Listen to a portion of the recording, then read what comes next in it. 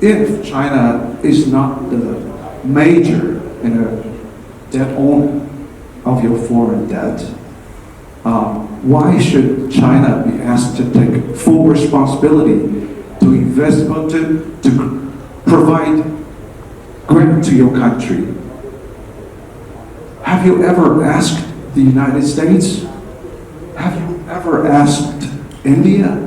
Have you ever asked the European Union to give you grants mostly instead of investment? If this is not the same case, why China is giving such a poor treatment? Would you please answer me?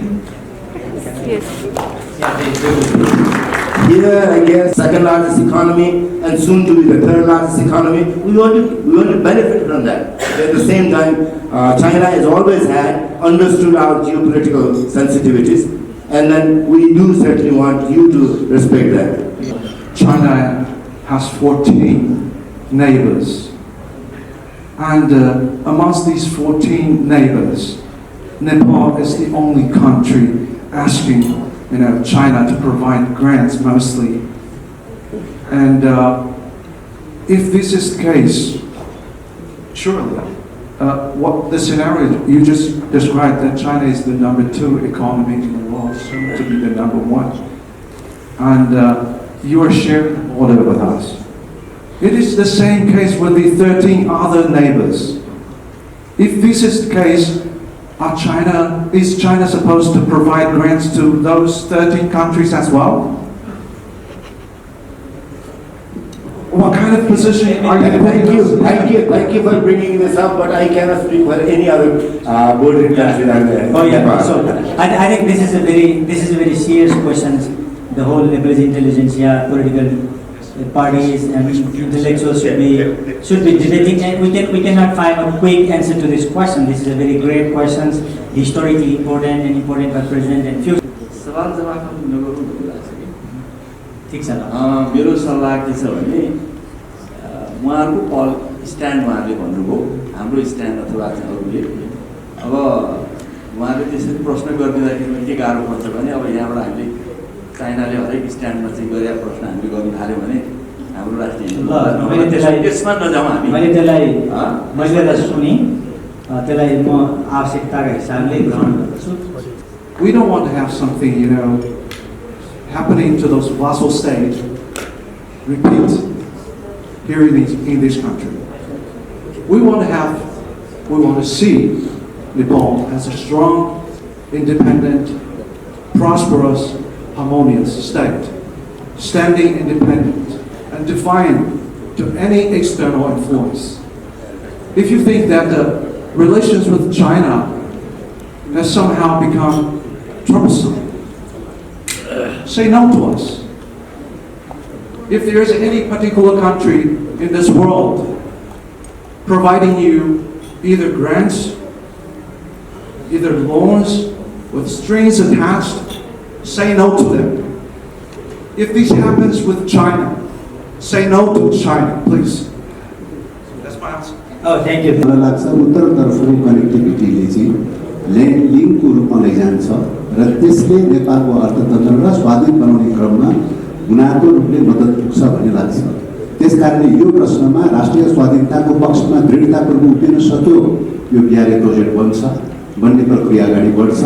स्वाधीनताको पक्षमा दृढतापूर्वक उभिन सकेन भने मलाई लाग्छ BRI सम्झौताको रूपमा मात्रै थन्क्याउन पनि धेरै लाग्दैन भन्ने लाग्छ. तर एउटा प्रोजेक्टबाट सुरु गरौँ र त्यसमा दुवै पक्ष नेपाल साइड चाइना साइडले पनि अग्रसर हुनुपर्छ. चाहिँ अब नेपालमा वातावरण बनिया छैन भनेर चीन पछि बस्ने, चीनले चाहिँ केही गरेन भनेर नेपाल साइड बस्ने गर्यो भने त्यो त त्यतिकै लिङ्गर भएर जान्छ. त्यसमा छिटो इम्प्लिमेन्ट गर्न मेरो आग्रह छ. एक चीन नीतिलाई हामी मान्दछौँ. नेपाल चीनका अप्ठ्यारा पनि हामीले जानेका छौँ र हाम्रो अप्ठ्यारा पनि चीनले जान्नुपर्छ. त यो कुरा चाहिँ के भने यसरी नै हामी सोच्यौँ भनेदेखि हामी अगाडि जान सक्छौँ. BRI-लाई उहाँले प्रोफेसर डाक्टर वाङ युनसोङले भने जस्तै से नो टु चाइना भन्नु पर्यो. नभए चाहिँ यो चाइनालाई यो BRI चाहिँ कसरी अगाडि बढाउने, कसरी कार्यान्वयन गर्ने, तपाईँहरूको योजना के छ, अब अगाडिको पहल के छ भन्नुहोस् हामीलाई. साह्रै संक्षिप्तमा यत्रो ठुलो परियोजनालाई 2 लाइनमा भन्नुपर्ने हुन्छ मेरो साह्रो सँगै एउटा प्रश्न जोडिया Please be mindful that we have signed BRI, right? And then it's work in progress. Don't put anybody on one side or the other. That's not going to help us as a nation. We are Nepalese, we're all together in it, and we have to move it as a nation together. Okay, if you put some Nepalese on one side and the others on the other, this is not going to do extremely well for us. I'll just stop there and not elaborate. के अरे म अलिकति थोरै जोडौँ तपाईँले सोधेको प्रश्नै ठिक भएन पैसा मागेर मात्रै पाइँदैन मेरो मित्र चाहिँ प्रोफेसरले लास्टमा भन्नुभएको जवाब तपाईँले मार्क गर्नुभएको छ $10 बिलियन लाग्छ काठमाडौँ केरुको लागि इट्स नट इजी जोक होइन त्यति पैसा चाइनालाई पनि निकाल्न गाह्रो पर्छ यो हाम्रो माग मात्रै होइन कि उसलाई दिन पनि कठिन छ तपाईँलाई माग्ने बित्तिकै दिन्छ भन्ने तपाईँलाई लागेको छ त्यसो भए यो त नेगोसिएसन गर्दा कहाँ प्रोजेक्टमा कसरी हाल्ने भन्ने कुरामा छलफल गर्नु पर्यो उहाँहरूले पनि यसको रिटर्न ब्याक खोज्नुहुन्छ तिर्न सक्छ कि सक्दैन नेपालले भन्ने पनि हेर्छ अनि हामीले पनि कसरी तिर्ने भन्ने हिसाब हुन्छ त्यस कारणले यो लिने नलिने भन्ने प्रश्नै होइन लिनीमा सबैको सहमति भइसकेको छ बिहारमै हामीले साइन गरिसकेका छौँ त्यसमध्ये काठमाडौँ केरुङ रेलमार्ग अथवा सडक मार्ग पनि छ त्यहीबाट सुरु गरौँ भने नि पैसा चाहिँ त्यति लाग्दैन उहाँले बताए तपाईँले सुनिहाल्नु जो चीनसँग पनि अनलिमिटेड पैसा छैन उहाँले भनिसक्नुभयो बिआरआईसँग लिमिटेड छ उहाँहरूको अन्त पनि कमिटमेन्ट छ त्यस कारणले हामीले लिने भन्ने कुराको सन्दर्भमा छलफल हामी गर्छौँ अब उहाँसँग हाम्रो प्रोफेसर साहबले भन्नुभएको थियो कोसँग डायलग गर्ने डायलग त सरकारसँग गर्ने सरकारले डिसाइड गर्नुपर्छ किन अब पार्टी खोजेर डिसाइड गर्ने त होइन सरकारले डिसाइड गर्नुपर्छ पार्टीहरूले त्यसलाई ब्याक गर्छ त्यसलाई पछि गर्छन् जनताले पनि साथ दिन्छ त्यसलाई पहिलो निर्णय चाहिँ सरकारले गर्नुपर्छ thank you 我们的很多的这样一个具体的这样一些项目，它是一个双边层面的，是一个两个国家合作层面的。 With India, we said that 99% of our relations with India is good, very good. We have, flows of commodities. We have Indian monks coming to China, to teach Buddhism. Yeah. So, please don't worry about the bilateral relations. We are wise enough to deal with it, to make it, conducive, healthy, stable.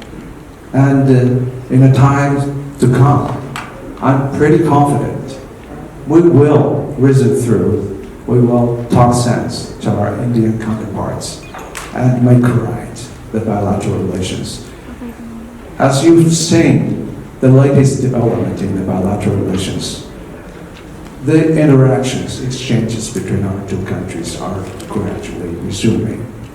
So, I think Nepal doesn't have to feel, threatened by the ups and downs of the bilateral relations of your two giant neighbors. Don't worry, and you will be good. And, according to history, you can check it, Nepal has been used as the launch pad of hostile forces. And if the logic goes like this, can all the neighbors of China go with the same logic? We are guarding your border, and we are standing guard of your national security. So you need to pay me, right? If you do not pay me, I will introduce hostile elements in this piece of land, and you will feel threatened. No, please, lady. The logic doesn't go like this. Doesn't go like this. You are a sovereign country. Don't treat yourself, downgrade yourself as some proxy of other countries. Either it's strong or weak. you are your own. You stand for your national interests, not someone else's. Thank you. Thank you, well said. तपाईलाई मैले के जवाब दिउँ जस्तो लाग्यो भने $200 million चाहिँ एक्जिम ब्याङ्कबाट चाइनासँग लोन लिँदाखेरिमा तपाईँसँग सोधेको थियो कसैसँग सोधेको थियो नेपाल सरकारले सही गरे होइन त गर्छ नि त बाबा नेपाल सरकार मैले अघि नै पनि एउटा प्रसङ्गमा भनेको थिएँ सरकार अगाडि बढ्यो भने राजनीतिक दलहरू कसैले चाहिँ विरोध गर्छ र निर्णय गर्ने कर्ता को सरकार होइन अब तपाईँले यस्तै प्लेटफर्ममा गएर ल्याउने कि नल्याउनेहरू बहस गर्दै जाँदा बहस त देशभरि हुन्छ त्यसको मिनिङ के होइन नि वी आर नट डिभाइडेड हामी डिभाइडेड छौँ भन्ने होइन वी आर युनिफाइड साइन गरेका छौँ सरकारले चाहिँ दुईटा सरकारको बिचमा बसेर अगाडि बढ्यो भने चाहिँ अगाडि बढिहाल्छ त्यही कारणले यसमा हामीले धेरै डिबेट गर्नुपर्ने केही जरुरत छैन उहाँले कहाँबाट सर्वे ल्याउनु त्यो अर्को कुरा हो यसरी सोध्दै हिँड्यो भने त सर्वे त अनेक आउँछ फेसबुकमा लेख्न थाल्यो भनेदेखि सामाजिक सञ्जालमा अरू नै ओपिनियन आउँछ त्यसलाई डिभाइड मान्नेर त्यसरी नठान्नुहोस् Traditionally, historically, India treats Nepal as its backyard, while China does not. So this kind of concern we understand from the very beginning. But Chinese people like me, we don't see things through that lens. Why any country should become the backyard of any particular country? No, we don't buy it. India is an independent country. So is Nepal. Why the relations between China and Nepal bothers India? Because our sole purpose is to cultivate a robust economic, cultural, relations with Nepal, which means no harm to the security or other interests of India. So I want to add one more thing. You can, derive the conclusion from it. During the past, several years, since the inception conception of IIIB, do you know which country is the biggest beneficiary of the loans from IIIB? That's India. No. India received more than $1 billion or $10 billion of loans from IIIB. Number one. If India has no problem with the loans from China, why do you have to have problems with that? You think about yourself. कुरा गर्ने नेपालीहरू त कुरा गर्न मात्रै जाने छ व्यापार व्यवसाय भने केही पनि थाहा छैन पुरै धेरै गर्ने नि त्यस हुनाले यो र त्यो कुरा गर्छौँ हामी काम गर्नेले बढ पल्ला थाहा हुन्छ नि प्र्याक्टिसमा काम गर्दाखेरि के प्रब्लम आउँछ त्यसबारेमा पो डिबेट गर्ने त्यसरी जाउँ भन्छ okay China will stand strong to defend Nepal's sovereign independence if we have to. And please don't question our sincerity. China has a track history to be a reliable, trustworthy, and kind partner. Please. Thank you. सबैजना चारजना राजनीतिक प्रतिनिधिहरूको यो उत्तरपछि पछि हामी दुईजना Chinese स्कलर्सहरूलाई प्रश्न सोध्छौँ My question will be very specific. What is that distinctiveness by virtue of which BRI will contribute to deepening China-Nepal cooperation and will drastically transform Nepal? What is that distinctiveness? This question goes to Professor Yang Yabu.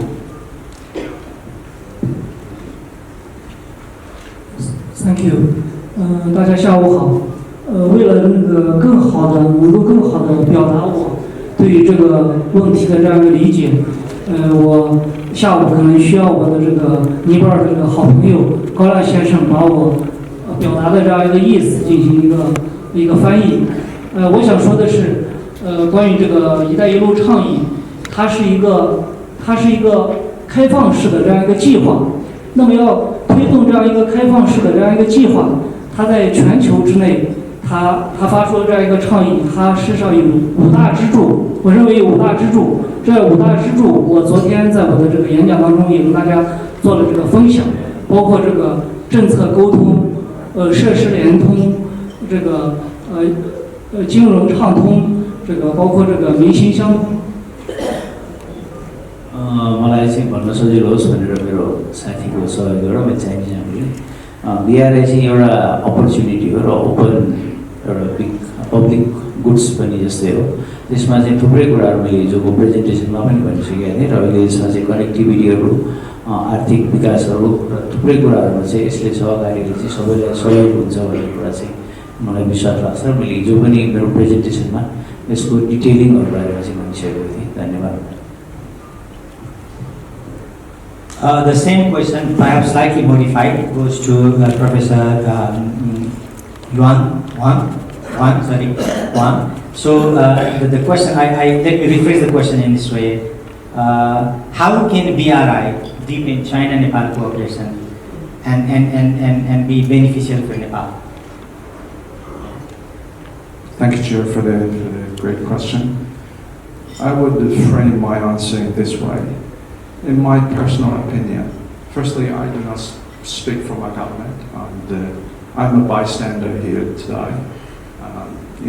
I'm a humble student, learner of my Nepalese colleagues and politician. So my answer goes like this.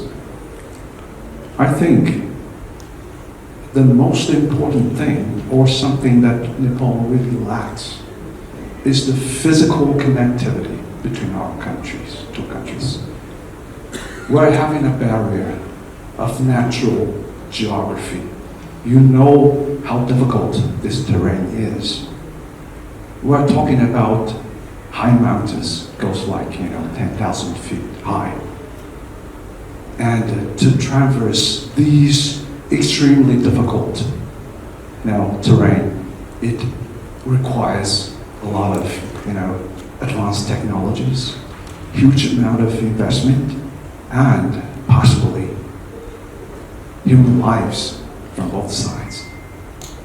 With these gigantic colossal project, we will have closer connectivity, which will benefit the Nepalese government. You can have your commodities by taking advantage of this connectivity. Have them shipped to Europe, have them shipped to North America, even Africa. With your market, be open also to products from all over the world, including China. That means more vibrant, economy. Think about it. As simple as that. And goes like this. Connectivity, alternative connectivity with China also means that you no longer have to worry about being blocked by your southern neighbor someday, whenever you have political differences or you disagree on certain issues. Are those benefits enough for you? Good enough? If you think, probably not, it's your decision to make. We will not say anything to pressurize you, to dictate to you. You have to accept it. It's your decision to make, basically to make. We're just, a kind, warm-hearted neighbor, standing by, waiting for you to decide, waiting for you to act. That's my answer. Thank you. 补充一下，我想说的是，这个17年我们两个国家签了这个关于“一带一路”的这样一个备忘录。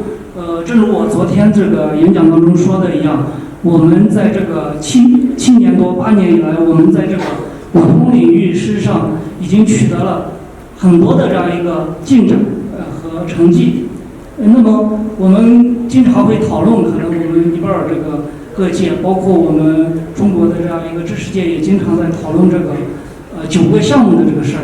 我的一个观点就是，实际上9个项目它只是我们这个推进“一带一路”合作的一部分，而不是我们这个推进“一带一路”合作的这个全部。我们不能只盯着这9个项目的这样一个进展，而是要看到我们在这样一个全球化的这样一个倡议的这样一个背景下，我们取得的各个方面的这样一个进步。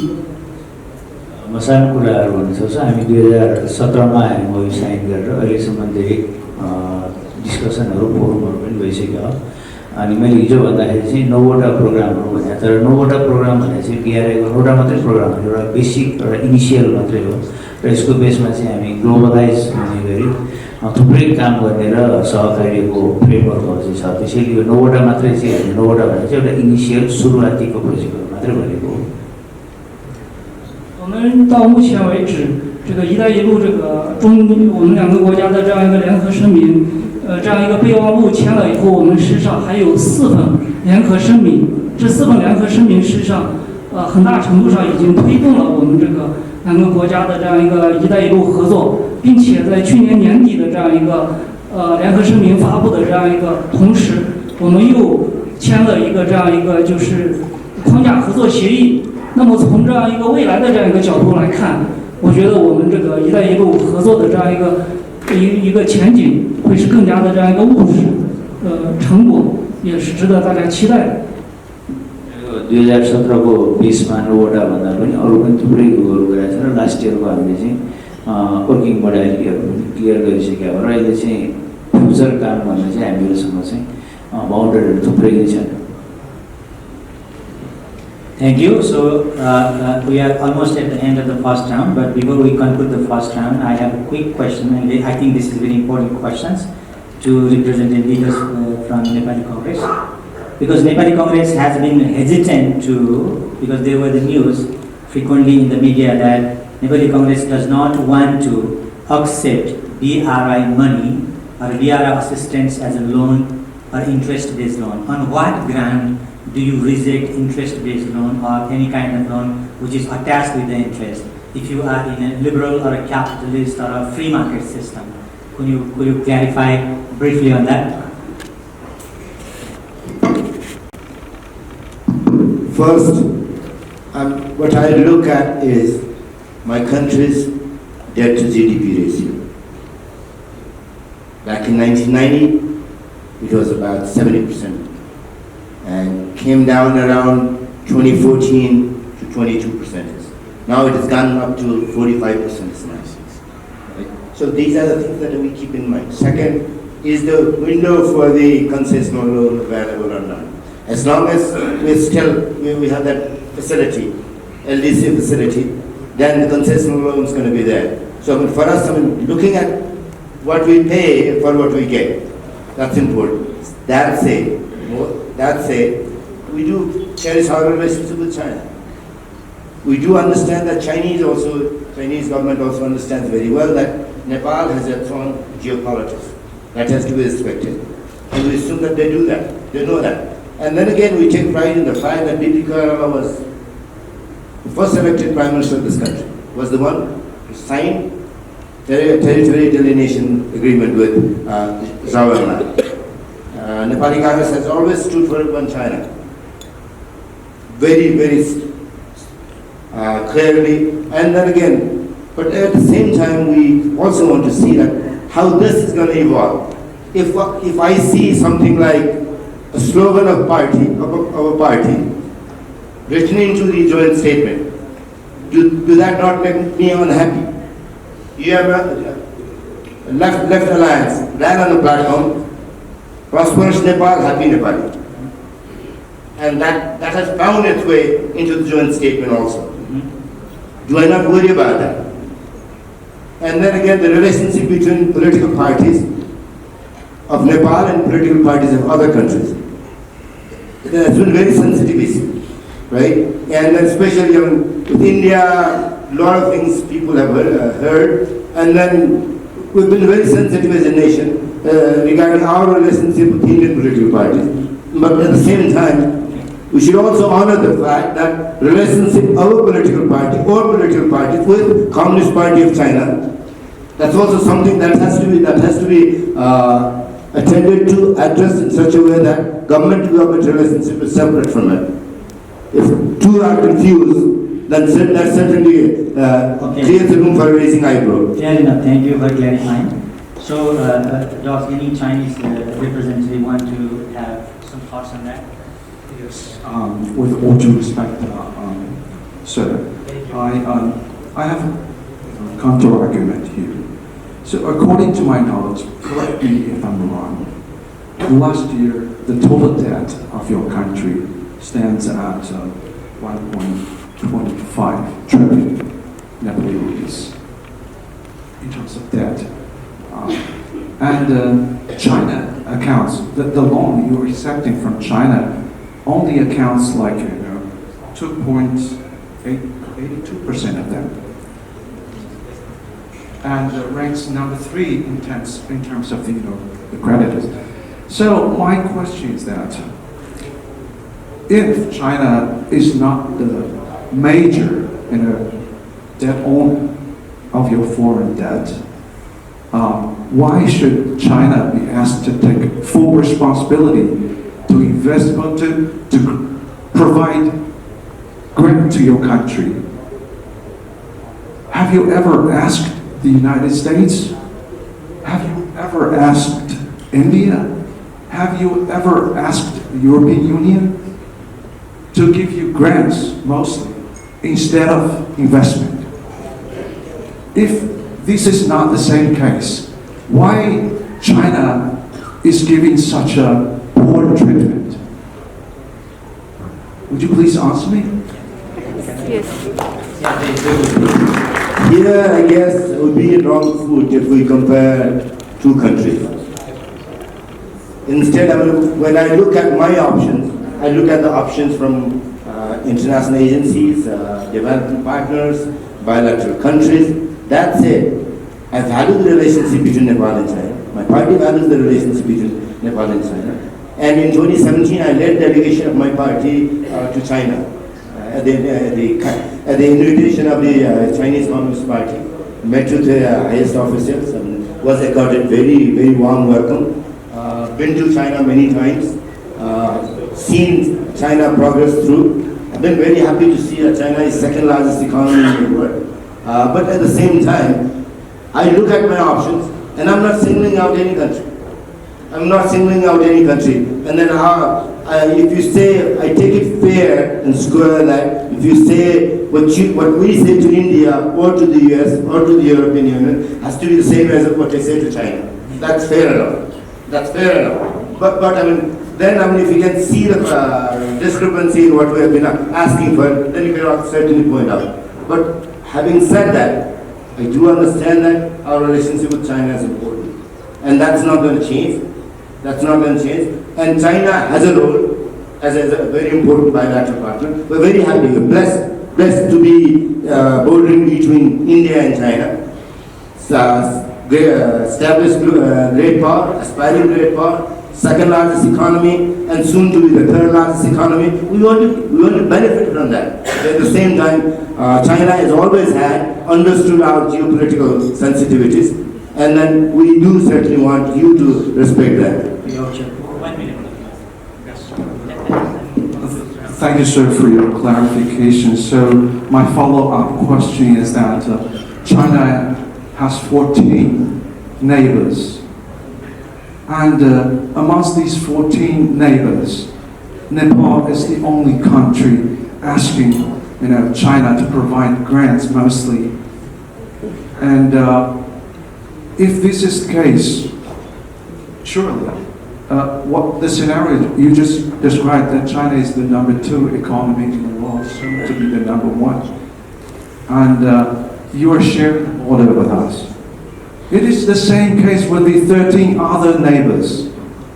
If this is the case, is China supposed to provide grants to those 13 countries as well? what kind of position are you putting? Thank you for bringing this up, but I cannot speak for any other bordering country than Oh yeah. Nepal. So I think this is a very serious question. The whole leverage intelligentsia, political parties and intellectuals should be debating, and we cannot find a quick answer to this question. This is a very great question, historically important and important for present and future. I understand. So let's move to round second. Maybe this kind of issue will also come up in the round second and third. And if time permits us, then we will certainly discuss those kind of issues. So the second question is, as all of us know, the BRI has already become the greatest global project in human history. Right? Look at how many countries have participated and how much money it has. BRI has. So in terms of that, some people are actually expressed their concern that BRI can be an imperial or a colonial project and can have some serious impact on the international status of Nepal as a state. So on that particular questions, let me ask this question to Nirendra sir quickly, and then okay. So yeah, so Dev Gurung sir. So Dev Gurung सरले चाहिँ यो नेपालको अन्तर्राष्ट्रिय मामलामा संविधानले कल्पना गरेको जुन हाम्रो नेपाल राज्यको independence, autonomy, सोभरेन्टीमा चाहिँ BRI को असर कस्तो हुन्छ भन्नेमा छोटकरीमा बताइदिनु भयो भने। धन्यवाद। नेपालको वैदेशिक नीति भनेको आधारमा असमान परराष्ट्र नीति अवलम्बन गर्ने कुरा हो र त्यही आधारमा विकास निर्माण लगायतका पूर्वाधारहरूको निर्माण र वैदेशिक सहायताको सन्दर्भमा पनि त्यसैलाई केन्द्रबिन्दु बनाएर अगाडि बढ्नुपर्छ, राष्ट्रिय अर्थतन्त्रलाई केन्द्रबिन्दु बनाएर अगाडि बढ्नुपर्छ र यो कोणबाट हेर्दाखेरि BRI-ले अहिलेसम्मको BRI-को अवधारणा, सोच, विचार र प्रस्तावहरू हेर्दाखेरि अहिलेसम्मको चाहिँ घटनाक्रम अथवा अहिलेसम्मका गतिविधिहरू हेर्दाखेरि नेपालको राष्ट्रिय स्वाधीनताको प्रतिबिम्ब हुन्छ भन्ने लाग्दैन। नेपालको राष्ट्रिय स्वाधीनता अथवा नेपालको फरेन पोलिसीभन्दा प्रतिकूल हुन्छ, विपरीत हुन्छ भन्ने लाग्दैन। मलाई लाग्छ अब सापेक्षिक रूपले अझ अनुकूल हुनसक्छ भन्ने लाग्छ। किन त भन्दाखेरि नेपालको राष्ट्रिय स्वाधीनताको लागि राष्ट्रिय आत्मनिर्भर अर्थतन्त्रको विकासको जरुरी हो। राष्ट्रिय अर्थतन्त्रको निर्माणको लागि तपाईँको पूर्वाधारको रूपमा सेयरिङ गरेर डेभलप गर्नुपर्छ भन्ने कुरा चाहिँ जसरी कनेक्टिभिटीको हिसाबले उत्तर दक्षिण यो कनेक्टिभिटीको विस्तार गर्नुपर्छ भनेर चाहिँ हाम्रो मार्केट विस्तार गर्ने लगायतका चाहिँ तपाईँको चाहिँ उत्पादित वस्तुहरूको व्यापार विस्तार लगायतका पक्षहरूको बारेमा अर्थतन्त्रलाई केन्द्रबिन्दु बनाएर हेर्दाखेरि चाहिँ मलाई लाग्छ यो कनेक्टिभिटीको विकास र विस्तारले नेपालको राष्ट्रिय अर्थतन्त्र मजबुत हुन्छ। जति राष्ट्रिय अर्थतन्त्र मजबुत हुन्छ त्यसैको सापेक्षतामा नेपालको स्वाधीनताको रक्षा, पञ्चशीलको सिद्धान्त, असमान आन्दोलनको असमानताको नीतिलाई पनि अझ स्ट्रेन्थेन गर्छ भन्ने लाग्छ। धन्यवाद। साह्रै सठिक लागि यही प्रश्न मैले 这个“一带一路”，我看了我了解的话，因为尼泊尔现在我们也要发展当中，然后“一带一路”是基础设施建设、互联互通有关的，所以如果“一带一路”相应跟我们合作发展，所以我觉得“一带一路”对尼泊尔来说非常重要的这个项目。म यही प्रश्न सुरेन्द्र पाण्डेज्यूलाई पनि यो BRI चाहिँ नेपालको संविधान अथवा यसलाई सहयोग गर्छ कि असहयोग गर्छ भन्ने लाग्छ संविधानले भएको हुन्छ। म नेपालीमै जान्छु है। धन्यवाद। यो प्रश्न झट्ट हेर्दा कुनै गाह्रो प्रश्न छैन, किनभने नेपालको संविधानले सबै प्रकारका राज्यले कानुन गर्ने निर्णयबाट हो, सरकारले गर्ने निर्णयबाट हो, त्यसको के असर पर्छ होला भन्दा यो कुरामा चाहिँ अलिक बढी विचार गरेर काम गर्नुपर्छ भन्ने पक्षमा छु म। अलि भावनामा भन्दा यथार्थसङ्गत भएर जानुपर्छ। फर इक्जाम्पल नेपालको अहिलेसम्मको ट्रेड चाहिँ कस्तो छ भन्दा 64% प्लस ट्रेड इन्डियासँग छ, लेस देन 14-15% चाइनासँग छ र बाँकी विश्वसँग बाँकी हाम्रो चाहिँ व्यापार छ। 64, 5, 9, 70, 79, 20-21% अरूसँग छ। लार्जली नेपालको इकोनोमी चाहिँ इन्डियन इकोनोमीसँग चाहिँ टाइट छ। त्यो इकोनोमीसँग अलग रहेर चाहिँ फेरि चाइनासँग मात्रै निर्भर गरेर अहिले नेपालको इकोनोमी चल्छ त उहाँहरू भन्यो भने फेरि धेरै गाह्रो छ। मान्नुहोस् चाइनासँग हामीले कनेक्टिभिटी पनि बनायौँ, सामान चाहिँ ल्यायौँ, तर सँगसँगै हाम्रो साउदर्न बोर्डरबाट चाहिँ हामीलाई समस्या सिर्जना भयो भने चाहिँ के हुन्छ? नेपालको इकोनोमी जसरी हामीले सोचेका छौँ आत्मनिर्भर भएर देश जान्छ भन्ने त्यो नहुन सक्छ। उनीहरूको नाकाबन्दी र उनीहरूको अप्ठ्यारो स्थिति आयो भनेदेखि हामी चाहिँ कठिनाइ र चाहिँ के भनेदेखि जनसङ्कटतिर जान पनि सक्छौँ। त्यसैले निर्णय गर्दाखेरिमा चाहिँ यी सबै कुरालाई सन्तुलन गर्ने गरी गर्नुपर्छ। यो चाहिँ के भने भावनाले हामीले यहाँ बाटो खोलेपछि जनार्दन चाहिँ त्यहाँ व्यापार हुन्छ र अनि हाम्रो देश चकाचक भएर संसारमा चाहिँ चम्किन्छ भन्ने मैले त्यस्तो देखिनँ। म अलिकति अर्थमन्त्री भएर हेरेको मान्छे र मोर चाहिँ के भने प्र्याक्टिकल वेबाट एक पैसाको पनि इन्ट्रेस्ट र चाहिँ समावेशको चाहिँ पैसाको तलमाथिले के इम्प्याक्ट पर्छ भन्ने कुरा चाहिँ बडो विचार गरेर गर्नुपर्छ। व्यापार नगरेका व्यवसाय नगरेका मान्छेले चाहिँ जम्मै ठिक कुरा हो भन्छन्। नेता चाहिँ के भने त्यो त व्यापार गरे आइडिया छैन। अलिअलि म चाहिँ इकोनोमिक्सको विद्यार्थी र अर्थमन्त्री भएको हुनाले व्यापारको थोरै आइडिया पनि भयो।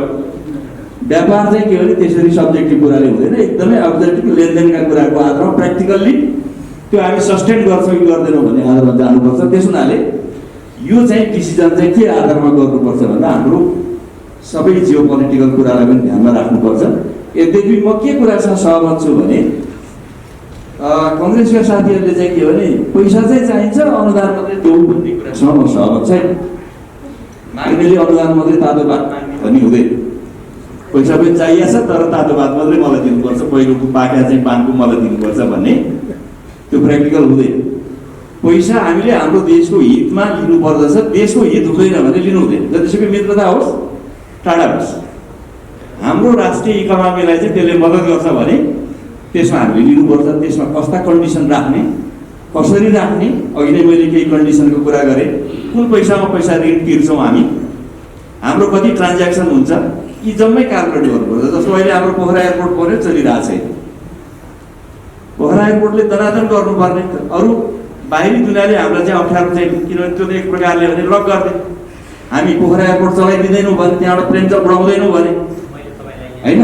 त्यस कारणले त्यो हाम्रो चल्न सकिरहेको छैन। त्यसै गरी अरू कुरामा पनि यो खालको चाहिँ रेफ्लेक्सन भयो भने नेपाल के हुन्छ भन्दा अप्ठ्यारोमा पर्छ। त्यो भएर यी सबै कुरा विचार गरेर जानुपर्छ। धन्यवाद।首先那个宪法是和平的，宪法没有说从哪里贷款什么做什么什么的，然后做实际上情况是人来做的。那人类做的时候要非常清楚，要实施的时候要很注意。关于尼泊尔来说，如果尼泊尔的贸易来说，48%是这个印度的，40%是中国的，14%是中国的，剩下的其他的国家。那我们也不能说，一旦开通路，所有的贸易都会到中国，也不能说，所以我们要平衡，我们要注意这个问题。同时呢，尼泊尔需要什么，我们都要讨论，我们都要实际上研究。同样，我不是特别同意拿回档的朋友从中国光要援助贷款不行，但是这个也不能说这样的话，这也不好。贷款是别人贷，然后这个援助是中国人来，这个是不可以的。但是呢，我们做每一个项目的这个效益和这个意义和这个什么样的利润分享，这些都要清楚。如果一旦不清楚，我们就不好弄。因为我自己也是经济学家，也是一个已经当过财政部长，所以所有的事做数字特别清楚。有的时候1毛钱、1块钱也会影响很大的。包括如果我们一旦离开中国，以前我们有经历过的风水和各种各样的问题，所以我们要和平，我们要跟南方和北方都有同样的关系，我们要特别注意。所以我现在说很多东西呢，我们非常要注意。包括现在我们可以看一个例子，波卡拉机场，我们花了这么多钱建了一个机场，现在是有人说不认可不亏，我们就一直这个不太好。所以呢，这个别人的不帮忙，我们就一直没有做成，没有成功。所以我的意思是，所有的事情做出来，计划之前，所有的项目好坏都要考虑，然后对方方面面的要认真研究、考虑以后说，所以不能是一句话来所有的东西能确定。谢谢大家。यही प्रश्न मैले एकचोटि रिपिट गरौँ कि खासै यो BRI नेपालको अन्तर्राष्ट्रिय अथवा वैदेशिक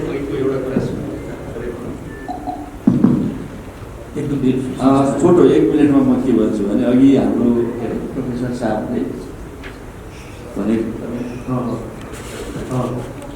त्यसमा चाहिँ मेरो एउटा सजेसन के छ भने यो सवाल जवाफ नगरौँ भन्ने लाग्छ कि ठिक छ मेरो सल्लाह के छ भने उहाँहरूको स्ट्यान्ड उहाँहरूले भन्नुभयो हाम्रो स्ट्यान्ड अथवा अरूले अब उहाँले त्यसरी प्रश्न गरिदिँदाखेरि के गाह्रो पर्छ भने अब यहाँबाट हामीले चाइनाले हरेक स्ट्यान्डमा चाहिँ गरेर प्रश्न हामीले गर्नु थाल्यो भने हाम्रो राष्ट्रिय त्यसमा नजाउँ हामी मैले त्यसलाई सुने त्यसलाई म आवश्यकताका हिसाबले ग्रहण गर्छु र अगाडि जान्छु म प्रश्न चाहिँ के थियो मेरो सर भने how does bear on impact मात्रै नभए मैले बेयर अन जेनेरिक टर्म्स भने bear on international relations affairs and status of Nepal at enshrined in the constitution We are a sovereign nation.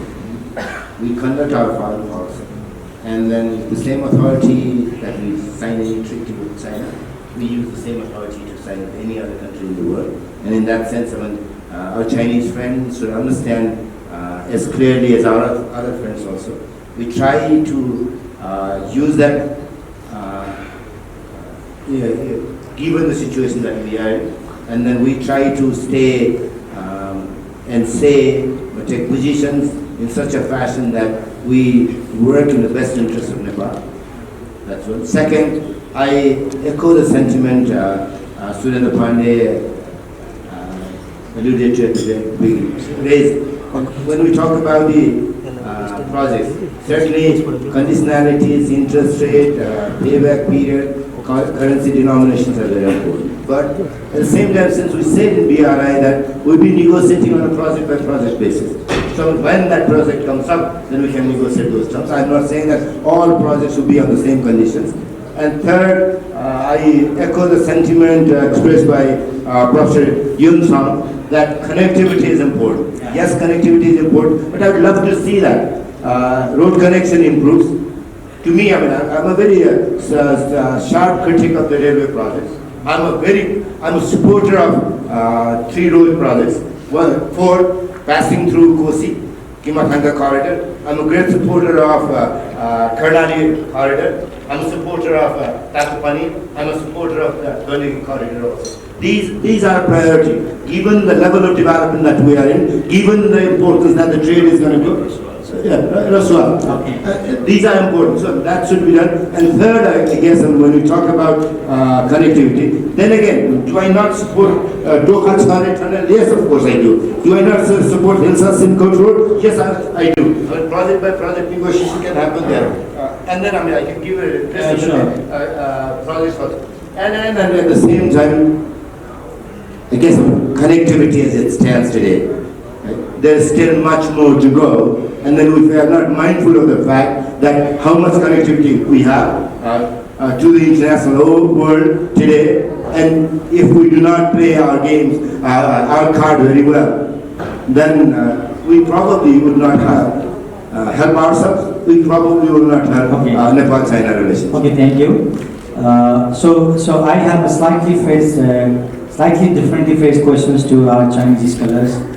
So, to the best of my knowledge, Chinese Communist Party has incorporated BRI into its party constitution, right, in 2017. I'm not sure about the date, but I'm sure about what it has done. So, how do you see BRI as an important component of Chinese foreign policy? Professor Yang, very briefly. So, 中国国家主席习近平2013年在提出这个“一带一路”倡议的同时，我想大家如果关注到的话，他同时还提出来一个概念，就是这个人类命运共同体的这样一个概念。在这样一个概念下，实际上昨天也有下面的人给我做了一个提问，就是关于这个3大这个倡议：全球发展倡议、全球安全倡议、全球文明倡议。这个我了解到的是，我们尼泊尔官方已经表态要加入这个全球发展的这样一个倡议。那么在这样一个推进这样一个坚持这样一个倡议的这样一个背景下，事实上我们要推进中国和尼泊尔的这样一个合作。中国对于这个周边，它也有自己的这样一个立场和主张。那就是实际上在这个去年的这样一个联合声明当中也提到了，这个就是我们有一个与邻为善、以邻为伴的这样一个周边外交的这样一个方针。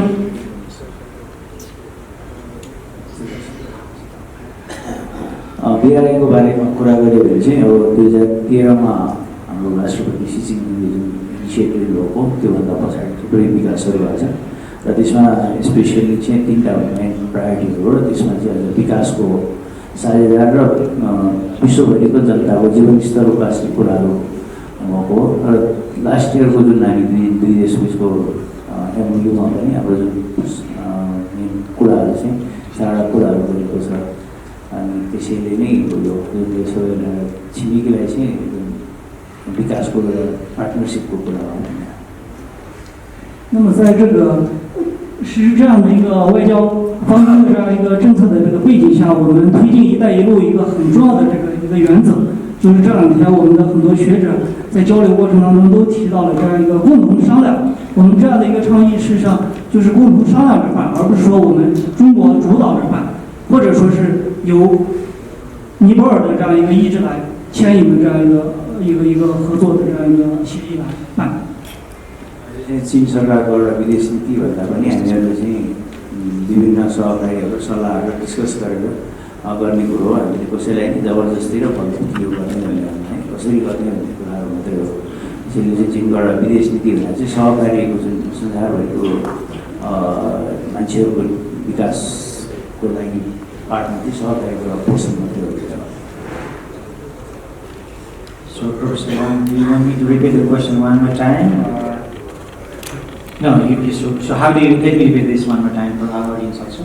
So how do you see BRI as a manifestation or implementation of a foreign policy?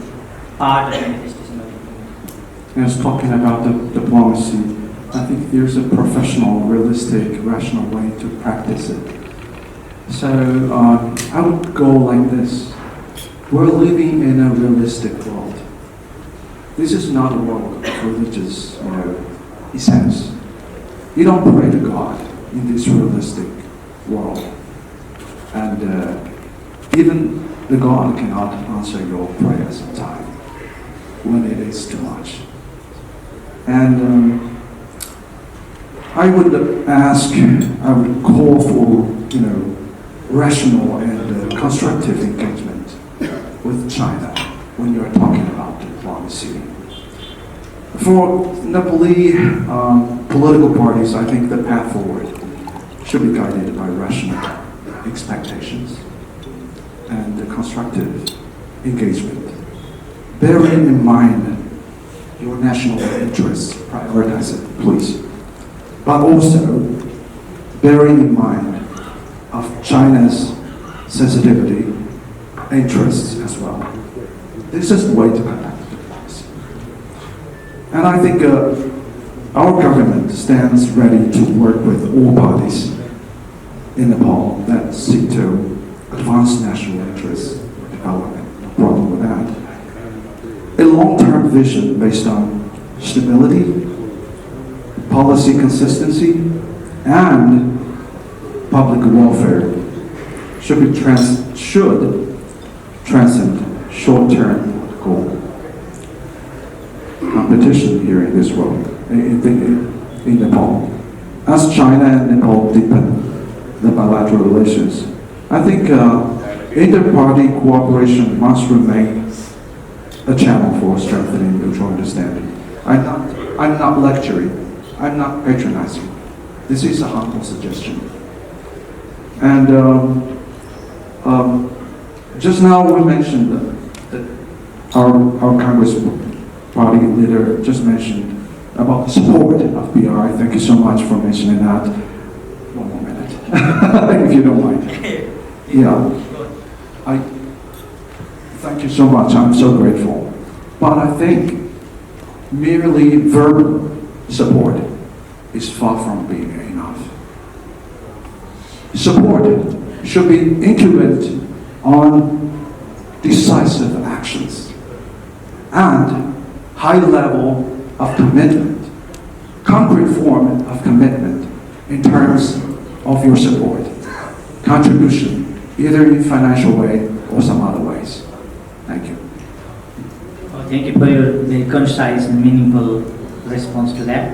So now we are entering the third round, and third round, and I want every panelist to be very specific to the questions rather than being generic, because only specific answers are productive and helpful in our discourse. So the question is, what are the two major prospects that BRI brings for Nepal and other foreign assistance or international assistance you think do not? भनेको BRI ले के त्यस्तो दुईटा prospect ल्याउँछ तपाईको धारणामा, पार्टीको धारणामा, जो अरु असिस्टेन्सहरुले ल्याउँदैन, या तपाईलाई अरु असिस्टेन्स जस्तो लाग्छ, त्यसको बारेमा संक्षिप्तमा आफ्नो मत भन्नको लागि मैले देव सरबाट सुरु गर्न चाहन्छु। दुईटा मात्र।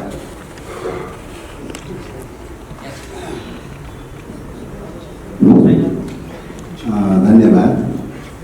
अब यो अरु सहायताहरु र BRI को सहायतासँग जोडिएका विषयको सन्दर्भमा अहिलेसम्मको सहायताहरु हेर्दाखेरि बढीभन्दा बढी विदेशी सहायता ज्यादा ऋणमा देखिन्छ र त्यसको परिणाम चाहिँ कता गइरहेको देखिन्छ भन्दाखेरि चाहिँ बढीभन्दा बढी सीमित मात्रामा बहुराष्ट्रिय कम्पनीहरु र एकाधिकार कम्पनीहरुको लागि बढी लाभदायक हुँदै गइरहेको देखिन्छ। त्यसले गर्दाखेरि अरु सहायताहरुले राष्ट्रिय अस्मितालाई कति स्ट्रेन्थेन गर्यो, राष्ट्रिय अर्थतन्त्रलाई कति स्ट्रेन्थेन गर्यो भन्ने कुराको बारेमा केही ठुलो बहसको विषय पनि रहेको छ र BRI ले अगाडि सारेका परियोजनाहरू, अहिलेसम्म हेरेका परियोजनाहरू, 9वटा परियोजना, अरु पनि सम्भाव्य अरु पनि हुन सक्छ भन्ने छ। ती परियोजनाहरू हेर्दाखेरि बढीभन्दा बढी पूर्वाधारसँग जोडिएका परियोजनाहरू देखिन्छन् र ती पूर्वाधारहरूको विकासको परियोजनामा मुख्यतः चाहिँ उत्तरतर्फको ट्रान्जिट पोइन्टहरूको चाहिँ यातायात सञ्चारहरूको विकासले विस्तारले नेपालको राष्ट्रिय अर्थतन्त्रलाई गुणात्मक रूपले वृद्धि गर्छ भन्ने लाग्छ। त्यसकारणले गर्दाखेरि चाहिँ अरु परियोजनाहरू र तपाईको BRI को परियोजनाको बीचमा राष्ट्रिय अर्थतन्त्रलाई स्ट्रेन्थेन गर्ने दिशातर्फ हो कि या राष्ट्रिय अर्थतन्त्रलाई कमजोर पारेर परनिर्भरताको दिशामा लैजाने हो भन्ने कुरामा फरक छ। अहिलेसम्मका चाहिँ अरु विदेशी सहायतासँग जोडिएका पक्षहरूबाट हेर्दाखेरि नेपालको अर्थतन्त्र परनिर्भरतामा गइरहेको छ, हरेक क्षेत्रमा परनिर्भरतामा गइरहेको छ, आत्मनिर्भर बन्न सकिरहेको छैन। BRI को चाहिँ परियोजनाले उत्तरतर्फको नेटवर्कको कनेक्टिभिटीले चाहिँ राष्ट्रिय अर्थतन्त्रलाई स्ट्रेन्थेन गर्छ, विकास गर्छ भन्ने लाग्छ।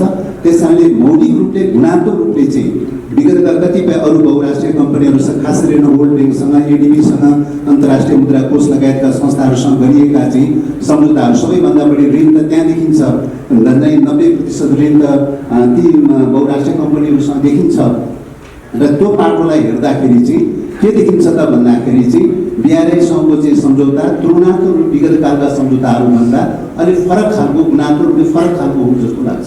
धन्यवाद। 首先，我们之前尼泊尔有的这些国际援助啊，这些有些要不贷款的模式，要不呢，它这个国际大公司的退放，或者它的这个垄断性的，然后他们的这个东西买卖在尼泊尔有推进他们的公司这种，所以。A question goes to Minister. Do you want me to repeat the question? You are clear. Okay. The first thing I want to reinforce it again. Yes, developing infrastructure is very important. Physical infrastructure is very important. And some of the projects that are included in BRI are open to negotiating each of them. For some, I have reservations. And then when we talk about that project, I'll certainly talk about clarify what my reservations are. For Nepal, way forward would be how we develop our tourism potential.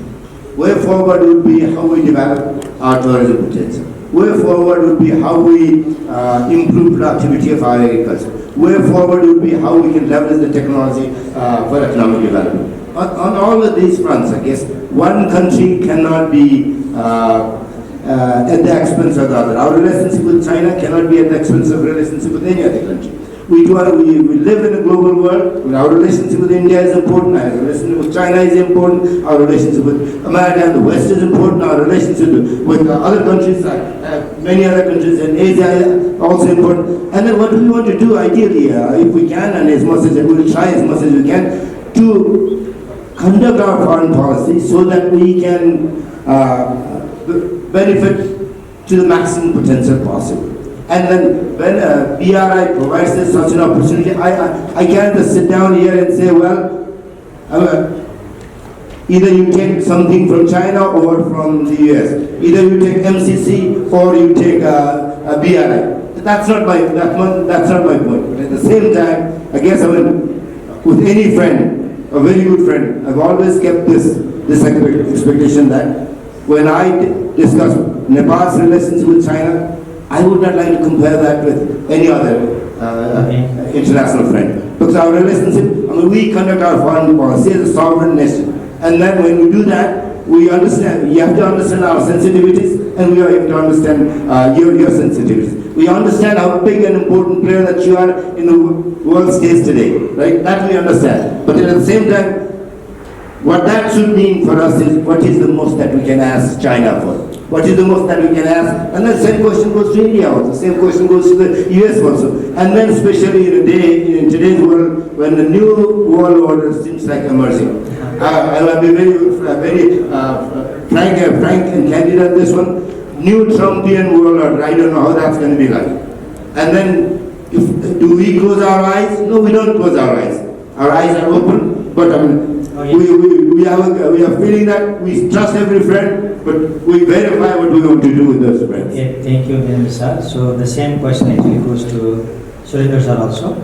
धन्यवाद मैले बुझेँ पहिलो कुरा चाहिँ तपाईको प्रश्नमा मेरो suggestion के छ भने यो लोन ठिक छ कि त्यो लोन ठिक छ अथवा यो प्रोजेक्ट ठिक छ कि यो पैसा ठिक छ कि त्यसरी छलफल नगरौँ भन्छु हामी एउटाको विकल्पमा अर्को रोज्न सक्ने ठाउँमा छैन यसलाई छोडौँ यो मात्रै लिउँ यो छोडौँ त्यो मात्रै लिउँ भन्ने अवस्थामा कमसेकम हाम्रो देश छैन त्यस हुनाले एउटाको विकल्प अर्कोको अर्को भन्ने ढङ्गको जवाब चाहिँ कठिन हुन्छ मैले अहिले त्यस ढङ्गले जवाब दिनु उचित पनि ठाने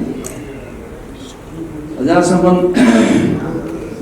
BRI को कुरा हो BRI र कनेक्टिभिटीको जुन कुरा छ कनेक्टिभिटी हाम्रो एकदमै प्राइमरी कुरा हो एकदमै प्राइम इन्ट्रेस्टको कुरा हो काठमाडौँ र सगरमाथा रेलमार्ग अथवा सडक मार्ग जोडिदियो भने त्यसले हाम्रो दुई देशको कनेक्टिभिटीलाई एकदमै सपोर्ट गर्छ म त्यो सुरुको दिनदेखि नै त्यसको पक्षमा रहेको मान्छे चिनिया साथीभाइसँग मैले धेरै पटक रिक्वेस्ट गरेको छु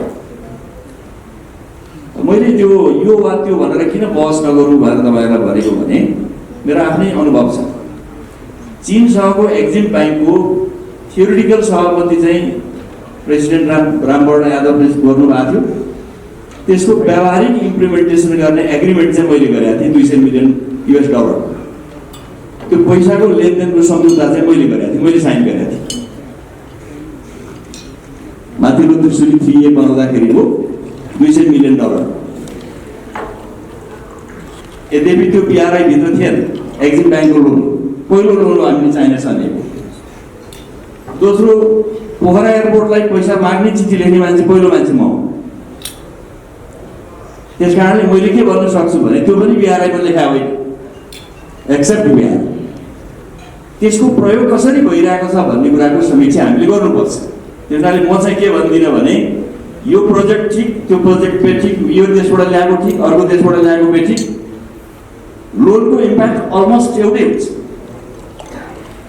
जहाँ हामी ऋण लिन्छौँ नि ऋण भने त ऋणको समावेश तिर्नुपर्छ त्यो तिर्ने कसरी भने कमाएर तिर्नुपर्छ यो विषयमा राम्रो छलफल राम्रो ज्ञान जरुरी छ भन्ने मलाई लाग्छ।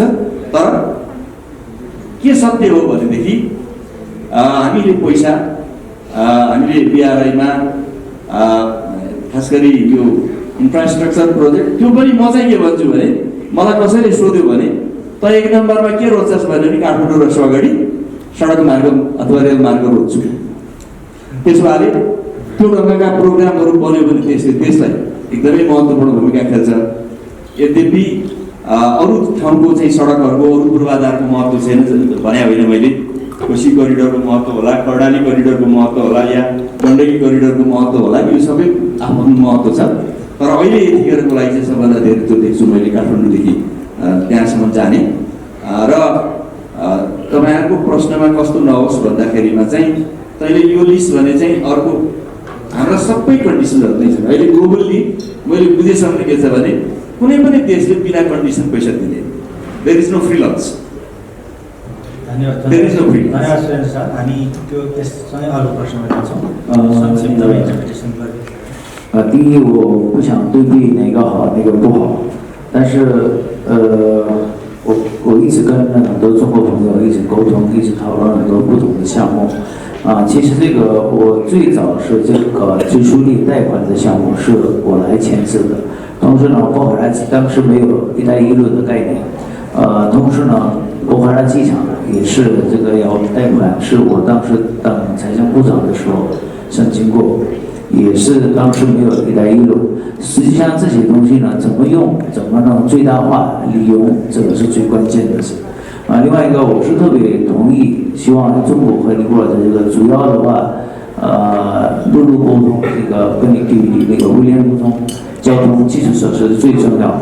我现在是不管怎么样，加都到边境基隆的高速公路也好，快速也好，铁路也好，我是最强调的这个。然后我也知道这个世界上没有免费的那个事情，所以你贷款你必须要付钱。那这个条件是世界各地什么银行、什么地方、什么国家都一样的，没有太大的区别。但是主要是我们自己要看我们这个项目的作用性能不能做，它的好处在哪里，最大的利益是什么。然后我再跟说，我现在是最希望能做的是中国尼泊尔这个交通的这个加都基隆的铁路或者是高速路等等这些。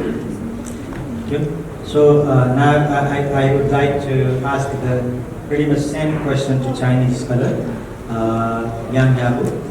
What do you think is the distinctive?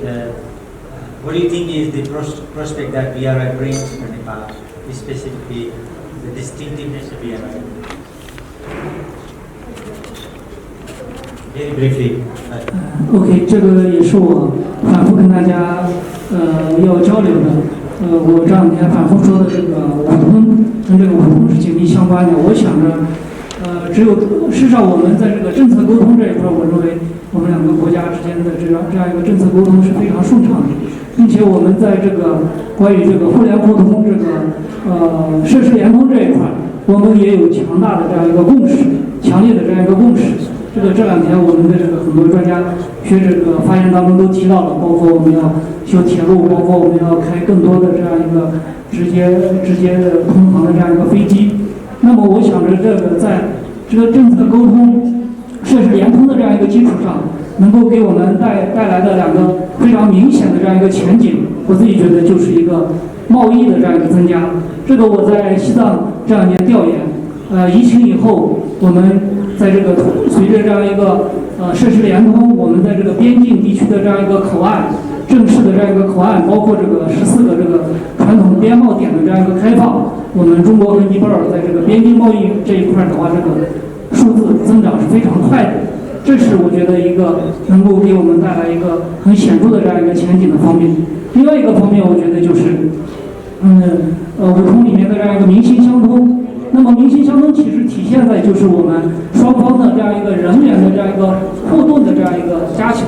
包括我们这次我们西藏能够从西藏直接这个从拉萨飞到这样一个加都，这个表明我们的这样一个人员的这样一个互动也在不断的加强，并且我们中国的这样一个游客也能够更多的到尼泊尔。当然，同时我们的这个尼泊尔也有更多的人，不管是学生也罢，不管是商业人士也罢，能够更多的到中国去。那么我觉得这个是两个很重要的这个前景。mainly चाहिँ यो कनेक्टिभिटी बढाउँछ, कनेक्टिभिटीबाट चाहिँ जुन ट्रेड पक्राने छ र यो कोभिड पछाडि जुन मैले राम्रोसँग स्टडी गरेको थिएँ 14वटा नाकाहरूमा अनि सर्ट टर्म गऱ्यो भने स्पेसली यो ट्रान्सपोर्टको ट्रेडहरू बढाएको छ र कनेक्टिभिटी बढ्यो भने अटोमेटिकली बढ्छ।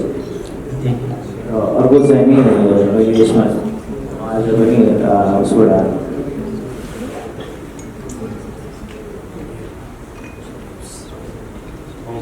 अनि यो कनेक्टिभिटीको कारणले गर्दाखेरि म आज लासाबाट प्लेनबाट आएको त्यसले गर्दा चाहिँ कनेक्टिभिटीबाट टुरिज्म बढ्छ र थुप्रै नेपाली विद्यार्थीहरू र चिनिया विद्यार्थीहरू नेपालमा जाने गर्नुभएको छ। त्यसको पढाइहरू र एजुकेसन एक्सचेन्ज गर्ने काम गर्छ र पार्टिकुलरली चाहिँ अब ट्रेड र टुरिज्ममा फाइदा हुन्छ जस्तो लाग्छ। Thank you. So the same question goes to Prof. So what do you think are the two major prospects that BRI you think brings and perhaps other initiatives can help? Okay, I strongly concur with what my Chinese colleague just mentioned about what kind of benefits BRI will bring about in Nepal. I have nothing else to add to that. But I will say it another way around. I will tell you what the BRI will not bring about. That's the damage to your sovereign independence. It only beefs up your sovereignty. China, as a reliable, trustworthy, and kind neighbor of Nepal for the past 7 decades, we never asked Nepal should have certain relations with any particular country in this world at the expense of anything. Nepal is a sovereign country. We cherish that.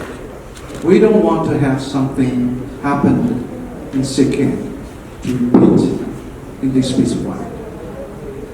We don't want to have something, happening to those vassal states repeat here in this country. We want to see Nepal as a strong, independent, prosperous, harmonious state, standing independent and defiant to any external influence. If you think that the relations with China has somehow become troublesome, say no to us. If there is any particular country in this world providing you either grants, either loans with strings attached, say no to them. If this happens with China, say no to China, please. That's my answer. Oh, thank you for your emotionally charged answer, I guess. I appreciate. Yeah, I appreciate. Well, no, when it comes to a question of sovereignty, independence, autonomy, everybody is emotionally charged, and there's no problem with that, I guess. So I'm pleasantly surprised on this round 3. All of us, all 6 panelists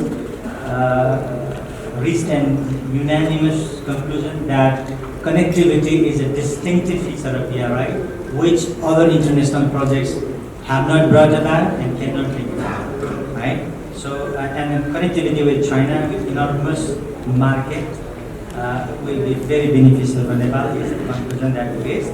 So this is a pleasant surprise for all of us, and especially on Surendra Sir's concern. Actually, I was not, the question was not intended to me comparing BRI with other projects directly, but as a sovereign nation, we should certainly be weighing the advantages of BRI and disadvantages of BRI, and then advantages of other international assistance and disadvantages. That's what foreign nation actually does.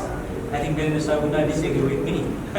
So anyway, so we now allow me to enter round number 4. which down number 4, I have a very simple questions, but I assume this question is eating everybody's mind in Nepal here. And the question, let me put the question directly to Dev sir.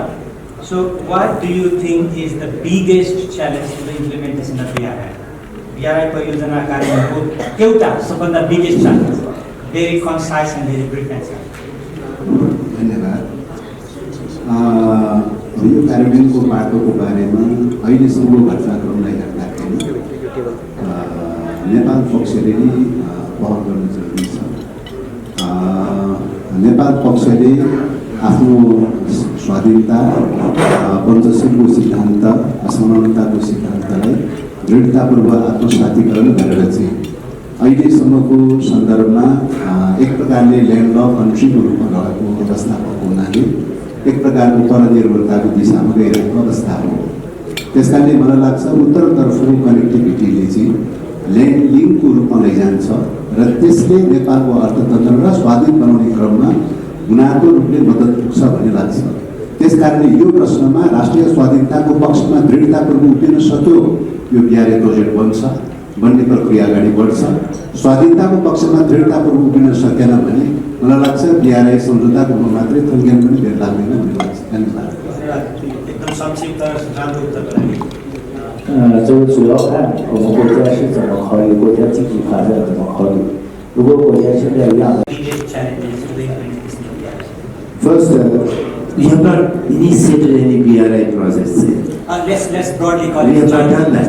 Chinese investment. Let's call it Chinese investment. So if we want to stay within BRI, then certainly would be something we are starting out. So I'd be more than willing to take a look at each of them and then talk about them. But if we at this point you tell me what are the biggest challenges, then I guess for something we have not started out yet. I would not be able to say anything. But few other things I'll talk about. How have we started? Let's review that a bit. But before I do that, I certainly would like to bring this up. When Prime Minister Thapa visited China and signed a joint statement, his foreign minister was a Nepali minister. When Prime Minister Modi signed a joint statement with China, his foreign minister is a Nepali minister, a friend. So I guess if you try to, I certainly would be, I certainly need to point out that as long as all political parties, major political parties, are on the same page, it does extremely well for any bilateral relationship. Be that with China, be that with India, be that with US or any other country. So I would love to see that this evolves in such a fashion that all political parties will be on the same page on BRI. If the BRI becomes something that will create differences between political parties, that's not going to do us any good. That's not going to do BRI any good. I should certainly point out that. Second is some of the languages that I saw in the new joint statement. Some of the new terminologies used in the new last joint statement. That certainly, I'll be honest here, I think I prize that my friends tell me their feeling honestly, and I tell my feelings very honestly to the friends. Some of the new terminology, some of the new phrases that appeared in the last joint statement, that has created some confusion. We have to clear those confusions out. If we cannot clear those confusions out, then again what it might mean is, when you look at us, some political parties, some leaders might seem more friendly, and when we look at you, and then we might say, well, they're reaching out to certain political parties, not to the others. And then on bilateral relationship, that cannot happen. With India also seems true. We'd love to see that Indian political parties have similar relationship with all the political parties, and we would also like to see that Chinese Communist Party has similar relationship with all political parties of Nepal. And then if we cannot do that, that probably might create a problem. So first thing is, let's get something moving, and then if we start negotiations somewhere, then you can say this may go up. And second is, if you do not keep in your mind that Nepal is fortunate to be a neighbor, to be a country in between India and China, but at the same time that creates lots of opportunities, but that creates challenges also. So you have to understand the parameter within which we operate our foreign policy, both with India, with China and other countries. So we would love to benefit from both of our neighbors. It is to our advantage. We don't want to lose out from what we can get from China. And then I'd like to remind you, China was one of the first countries which provided us budgetary support long time now. I would love to see that budgetary support comes back. Thank you. And Okay. मैले प्रश्न अलिकति थपेँ भने जस्तो यो मैले बिआरआईको debate भने चाइनासँगको हाम्रो सम्बन्ध 1990 पछाडि अरू देशसँग जति गाढा भयो त्यही अनुपातमा गाढा भएन भन्ने चिन्ता छैन. I think that's a legitimate worry, right? So त्यो कन्टेक्स्टमा सुरेन्द्र सर कसरी हेर्नु चाइनाको बिआरआईको धन्यवाद. चाइनिज इन्भेस्टमेन्ट धन्यवाद. म त्यस्तो देख्दिनँ होइन. मानिसहरूले विभिन्न एङ्गलबाट हेरेका होलान्. 1990 पछिको विकासमा नेपालले प्यारलली इन्डिया र चाइनासँग जस्तो एक्जिम ब्याङ्कको पैसा चाहिँ इन्डियासँग लियो, त्यसले तुरुन्तै चाइनासँग लियो. हामी प्यारलली इन्डियासँग पनि $200 मिलियन ल्याएको थियौँ, हामीले चाइनासँग पनि $200 मिलियन. पछि इन्डियासँग $150 मिलियन थपियो. चाइनासँग पनि हामीले चाहिँ के भनेदेखि पोखरा एयरपोर्टमा पैसा थपेर लियौँ. त्यसैले एउटासँग लियौँ अर्कोसँग लिएनौँ भन्ने स्थिति हुँदैन. अब पोलिटिकल हिसाबले अब राजनीतिक दलहरूका कतिपय राजनीतिक मान्यताको कारणले कहिले कोसँग अलिकति निकटता दूरी अब यस खालका कुराहरू भयो होला. तर एज ए स्टेट रिलेसनको हिसाबले कुनै पनि दलले दुवै मुलुकहरूसँग छिमेकी मुलुकहरूसँगको मित्रताको सम्बन्धमा चाहिँ तलमाथि गरेको जस्तो मलाई लाग्दैन. र त्यस हुनाले पनि मलाई के लाग्छ भने तपाईँहरूले सोध्नु भएको प्रश्नमा यो बिआरआईको एक्जिबिसनको सन्दर्भमा मेरो चाहिँ एउटा अब्जर्भेसन के छ भने यदि सबै काम एकैचोटि गर्ने भए तपाईँले भन्नुहुन्छ भने तपाईँ केही पनि काम गर्नु, सबै काम म अहिले नै गर्छु एकैचोटि गर्छु भन्नु पनि केही पनि गर्नु. 10औं परियोजना चाहिँ तपाईँले छुट्याउनु भयो, यो पनि गर्ने त्यो पनि गर्ने त्यो पनि गर्ने त्यो पनि गर्ने. त्यसको लागि चाहिने यति धेरै पैसा हुन्छ कि तपाईँ म्यानेज गर्न सक्नु. Let's start from one infrastructure project that may be that should be road railway projects. यहाँ एउटाबाट सुरु गरौँ. त्यसमा बेसिकल्ली के भने कुनै पनि दलहरूको यसमा विरोधी देखिँदैन. अहिले नेपालमा सरकारमा भएका सरकारमा नभएका सबै दलहरूको करिब करिब सहमत छ. अब यसमा चिनिया पक्षको पनि मेरो अनुरोध के छ भने चिनिया पक्षले पनि यसमा चाहिँ एक कदम अगाडि बढेर हामी अब सुरु गरौँ भन्नुपर्छ. अब यस खालको छलफलै मात्रै गऱ्यौँ भने त वास्तवमा कहिले पनि हुँदैन. दलहरूको बिचमा चाहिँ दलहरूले त पनि सरकारले एक्सेप्ट गर्ने बित्तिकै त धेरै विरोधको सम्भावना कम छ. चिनिया पक्षले पनि अगाडि बढ्नुपर्छ. एउटा प्रोजेक्टबाट सुरु गरौँ. त्यो सुरु गरिसकेपछि त्यसमा कुनै समस्याहरू आए, च्यालेन्जहरू आए भने त्यसपछि अरू प्रोजेक्टको लागि पनि त्यसले अनुभव दिन्छ. जस्तो मानुस जमिन लिने समस्या होला, अरू अधिग्रहणका अरू विभिन्न समस्या होला, या अरू कुनै जियोपोलिटिकल कुनै कन्स्टेन्टहरू पनि क्रिएट भयो भने पनि त्यसले अनुभव अरूलाई चाहिँ अरू प्रोजेक्टलाई चाहिँ मद्दत गर्छ. तर एउटा प्रोजेक्टबाट सुरु गरौँ र त्यसमा दुवै पक्ष नेपाल साइड चाइना साइडले पनि अग्रसर हुनुपर्छ. चाहिँ अब नेपालमा वातावरण बनिया छैन भनेर चीन पछि बस्ने, चीनले चाहिँ केही गरेन भनेर नेपाल साइड बस्ने गर्यो भने त्यो त त्यतिकै लिङ्गर भएर जान्छ. त्यसलाई छिटो इम्प्लिमेन्ट गर्नु मेरो आग्रह छ. अब दोस्रो चाहिँ मैले के भन्छु भने चिनिया चाहिँ कोर कन्सर्नको बारेमा नेपालका राजनीतिक दलहरूमा बेसिक दलहरूसँग नै विमति छ जस्तो लाग्दैन. नेपालबाट चीन विरोधी कुनै गतिविधि नहोस्, एक चीन नीतिलाई हामी मान्दछौँ. चीनका अप्ठ्यारा पनि हामीले जानेका छौँ र हाम्रो अप्ठ्यारा पनि चीनले जान्नुपर्छ. त यो कुरा चाहिँ के भने यसरी नै हामी सोच्यौँ भनेदेखि हामी अगाडि जान सक्छौँ. धन्यवाद. 首先我没看到两国有这个近科研的关系。其实就我们跟印度和中国一样的，我们当时从印度也贷款，中国也贷款，都一起。主要一带一路的话，这个我特别强调，因为很多项目一次性做不出来的话，金融方方面面的不够，所以我现在觉得就第一个做出来，第二个就会好。所以我们现在可能所有的当派政府都同意嘉都基隆的这个高速路或者是铁路，我们第一建好。这个建好呢，两个国家边境会更好，所以这样就我们就比较快。所以我也同时希望中方也是鼓励这个方面大家加快速度，不需要很多的项目。另外一个，我们尼泊尔不管是什么党派，不管是什么政府，我们一直同意一个中国政策，然后我们一直这个了解中国的问题和我们的理解，然后同时我们也希望中国也会一直了解我们的问题。所以我觉得主要是开始第一个项目是最重要的，所以我强调是嘉都基隆是最关键的，现在能做到。So let me put the question very briefly, and then the questions. What do you think are the two biggest challenges to the implementation of BRI? And the question goes to Dr. Yang Yabu. Very briefly, sir.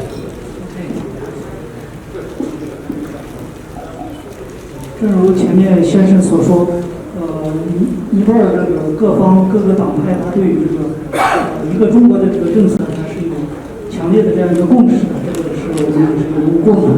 但是在这个关于这个发展，或者说是利用什么样的这样一种方式进行发展上面，我觉得我自己的一个感觉是，我们可能各个党派之间没有形成共识，这也就是我们今天可能坐在这里要进行一个讨论的一个原因，这是一个方面。我觉得一个障碍就是我们的各个党派之间对于如何发展、如何跟谁来发展，没有形成一个强烈的这样一个共识，这是一个承认者。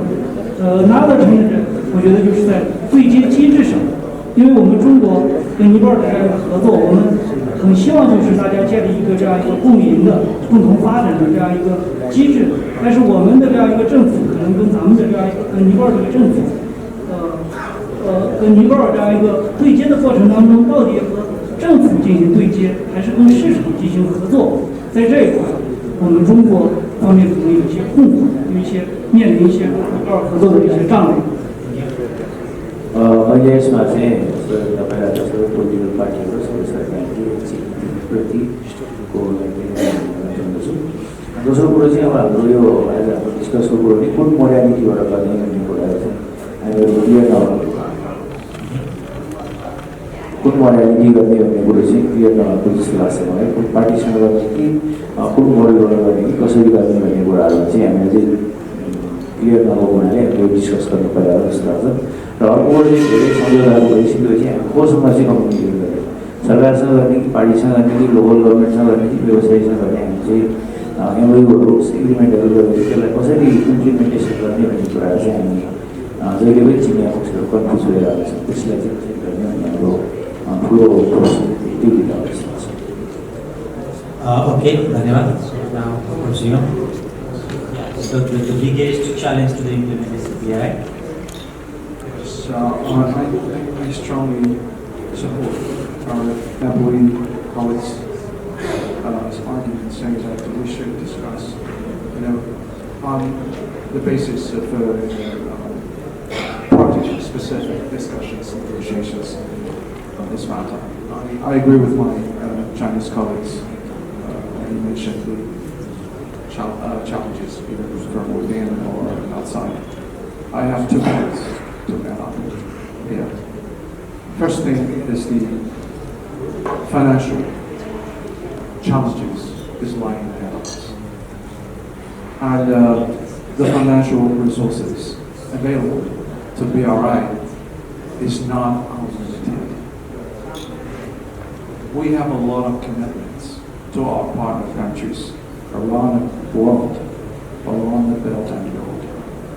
And they also ask for loans, for projects, for support. And through negotiations in a timely way, we may find that the projects somewhere around the corner might be more viable in comparison with what we're discussing here now. So, with the financial resources diverted to other fronts, the resources available to Nepal will be draining and someday it'll be very difficult for us to pull together the financial resources required for this, Kilong to Kathmandu railway or highway. Let me do a small calculation for you, gentlemen, ladies and gentlemen. If we're talking about the railway in China, the cost per kilometer of railway for very ordinary terrain, it costs like 20 to 50 million RMB. But if we factor in the most difficult terrain here in Himalaya into the scheme, the cost will go up like 3 to 5 times.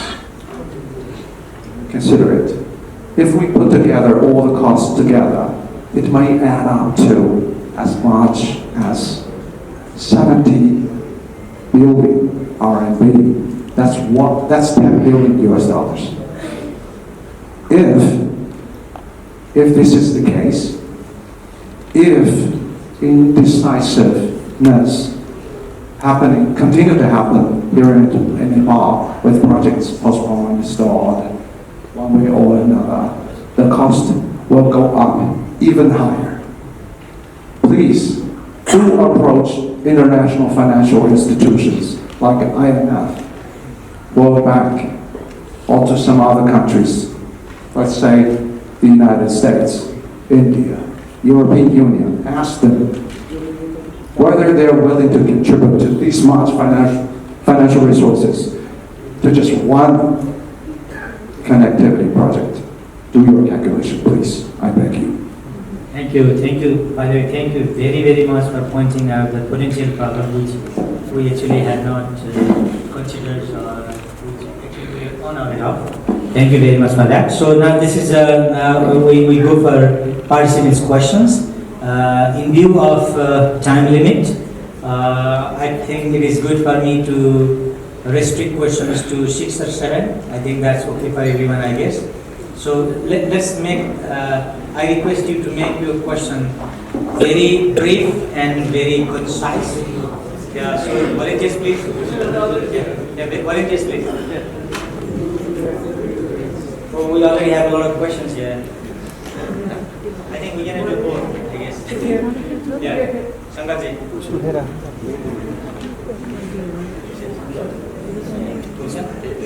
What? Okay.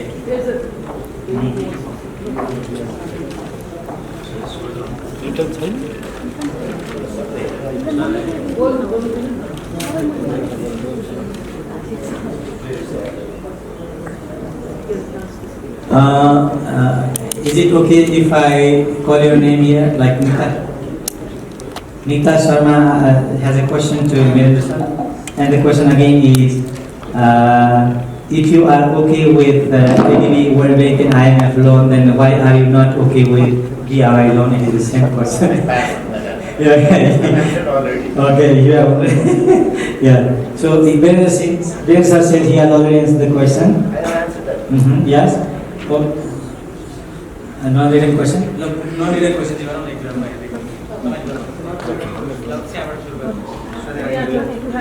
so that I can have a better understanding of it.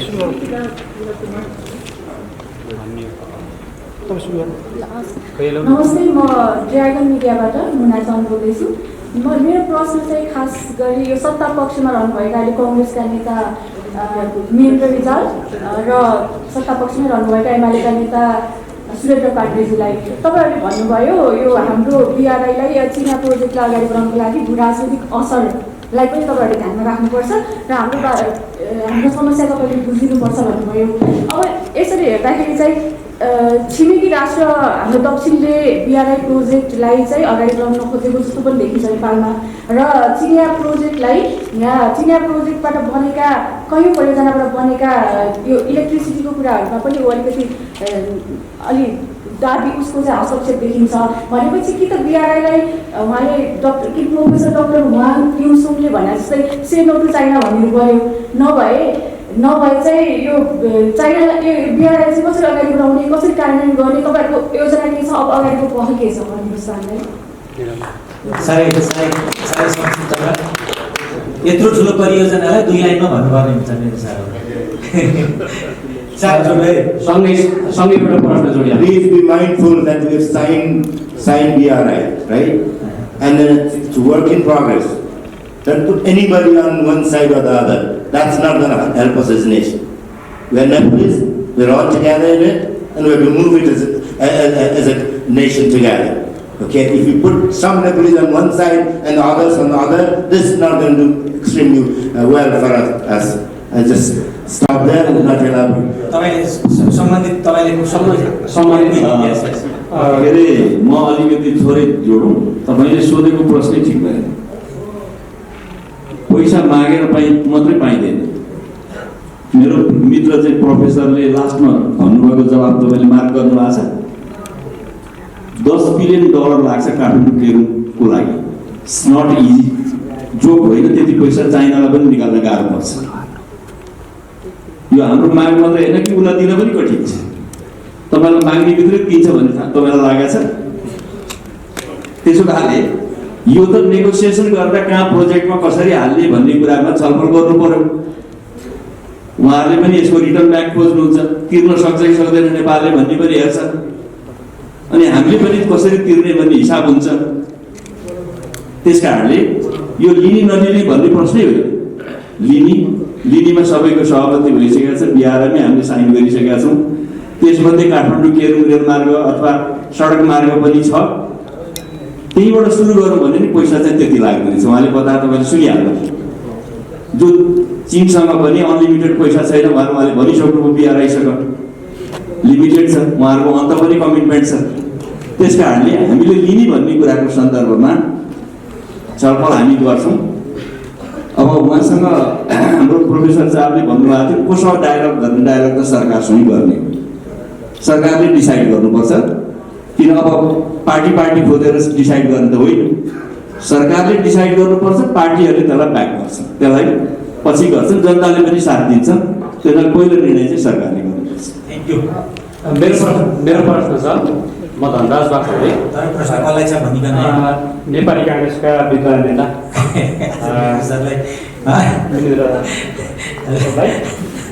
हाम्रो यो विडम्बना के छोटो अरू अलि लामै छ कि छोटो भन्दा अलिक महत्त्वपूर्ण छ अरूको अगालो हाल्न हामीलाई 25-30 वर्ष लाग्यो त्यति बेला हामीले के गर्यौँ हामीले थाहा छ फर्केर हेर्नुहोस् माथिल्लो प्रणाली अहिलेसम्म लाथालाइङ्ग छ भारतले लिएको भारतको GMR कम्पनीले त्यो कति लगानी गर्न थाल्यो के गर्यो त्यो कथा आफ्नै कथा छुट्टै कथा भनिसकेका छ यी यस्ता धेरै योजना छन् र चिनिया पक्षबाट पनि त्यस्ता धेरै योजनाहरू लथालिङ्ग भइरहेको परिस्थितिलाई हामीले लुकाउन मिल्दैन यताबाट सुरु गरौँ भन्ने लाग्छ अब आज पनि सुरेन्द्र कमरेडको र अब महेन्द्र कमरेडको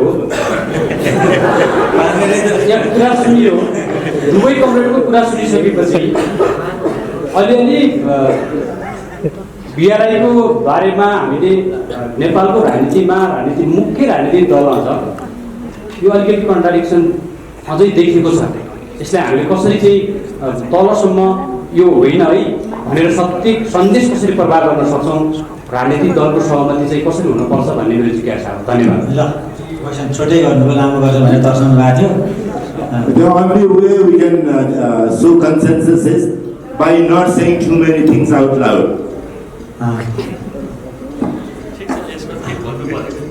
प्रोफेसर याको अलिक डिफ्रेन्ट क्वेसन भएकोले मैले कतिपय क्वेसन फिल्टर गर्नुपर्ने हो नरिसाउनु होला अघि नै उत्तर आइसकेका प्रश्नहरूमा पनि प्रश्न आयो कि त्यसैले कसैको प्रश्न मैले पढिनँ भने मसँग नरिसाउनु होला भन्छु र एउटा क्वेसन के आयो भने यहाँ चाहिँ given the lack of cooperation between this question is directed to Professor Yang Yabu, and the question goes this way.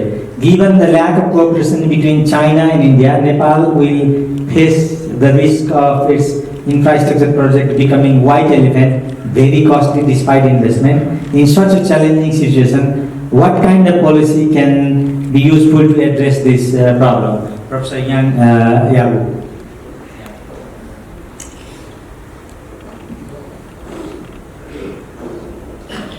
यो चाहिँ हाम्रो सम्बन्ध चीन र नेपालसँग मात्रै नभएर भारतसँग पनि जोडियो भन्ने अर्थले मैले यो प्रश्नलाई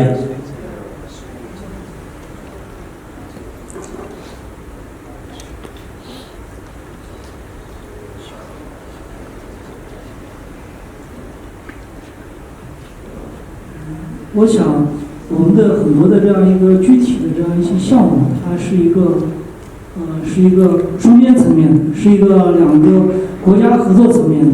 我觉得不应该去考虑更多的这样一个范围内的其他的这样一个主体的这样一个考虑。我觉得只要这样的一些项目，不管是基础设施项目，还是贸易项目，还是人员交流的这样一些政策，更多的是只要对我们两个国家的这样一个发展有好处，我们就应该积极的通过这样一个商讨去落实它、推进它，而不应该考虑更多的这样一个因素。धेरै फ्याक्टरहरूलाई जोडेर हेर्नु भन्दा नि विदेशको सम्बन्धलाई हेरेर हाम्रो नेपाल र चीनमा र स्पेसली नेपालको विकासको लागि के काम हुन्छ, त्यसले कति बेनिफिट दिन्छ भनेर हेर्दा चाहिँ सजिलो हुन्छ। धेरै त्यो फ्याक्टरहरू र भेरिएबलहरू राख्यो भने चाहिँ हामी राखिरहँदैनौँ। स्पेसिफिक केसमा स्पेसिफिक प्रोजेक्टलाई कुन चाहिँ बढी बेनिफिट हुन्छ भने त्यसलाई हेरेर गर्दा राम्रो होला। धेरै ठुलो भेरिएबल राखेर कुनै काम गर्न गाह्रो हुन्छ। Thank you. अर्को प्रश्न चाहिँ अलि प्रोजेक्ट स्पेसिफिक छ। What do you think about this question goes to तोक्नु भएको छैन, जेनरल होला, कसै एकजना प्यानलिस्टले भन्नुभयो हुन्छ। What do you think about emphasizing agro-based industry in Nepal, perhaps in opposition to some sportsman or other kind of activity? What do you think about emphasizing agro-based industry? Anybody can pick up the question and yeah. Yes, sir. My humble submission would be, as far as bilateral or multilateral cooperation is concerned, let's limit to the areas that we would do. I mean, if we say, anything that can be part of Nepal's budget can be unpaid for negotiation with any bilaterals. That's not it. Yes, agriculture is important, but we have to do our own development, right? And at the same time, I made a pitch for the budgetary support also. That's not only with China, with others also.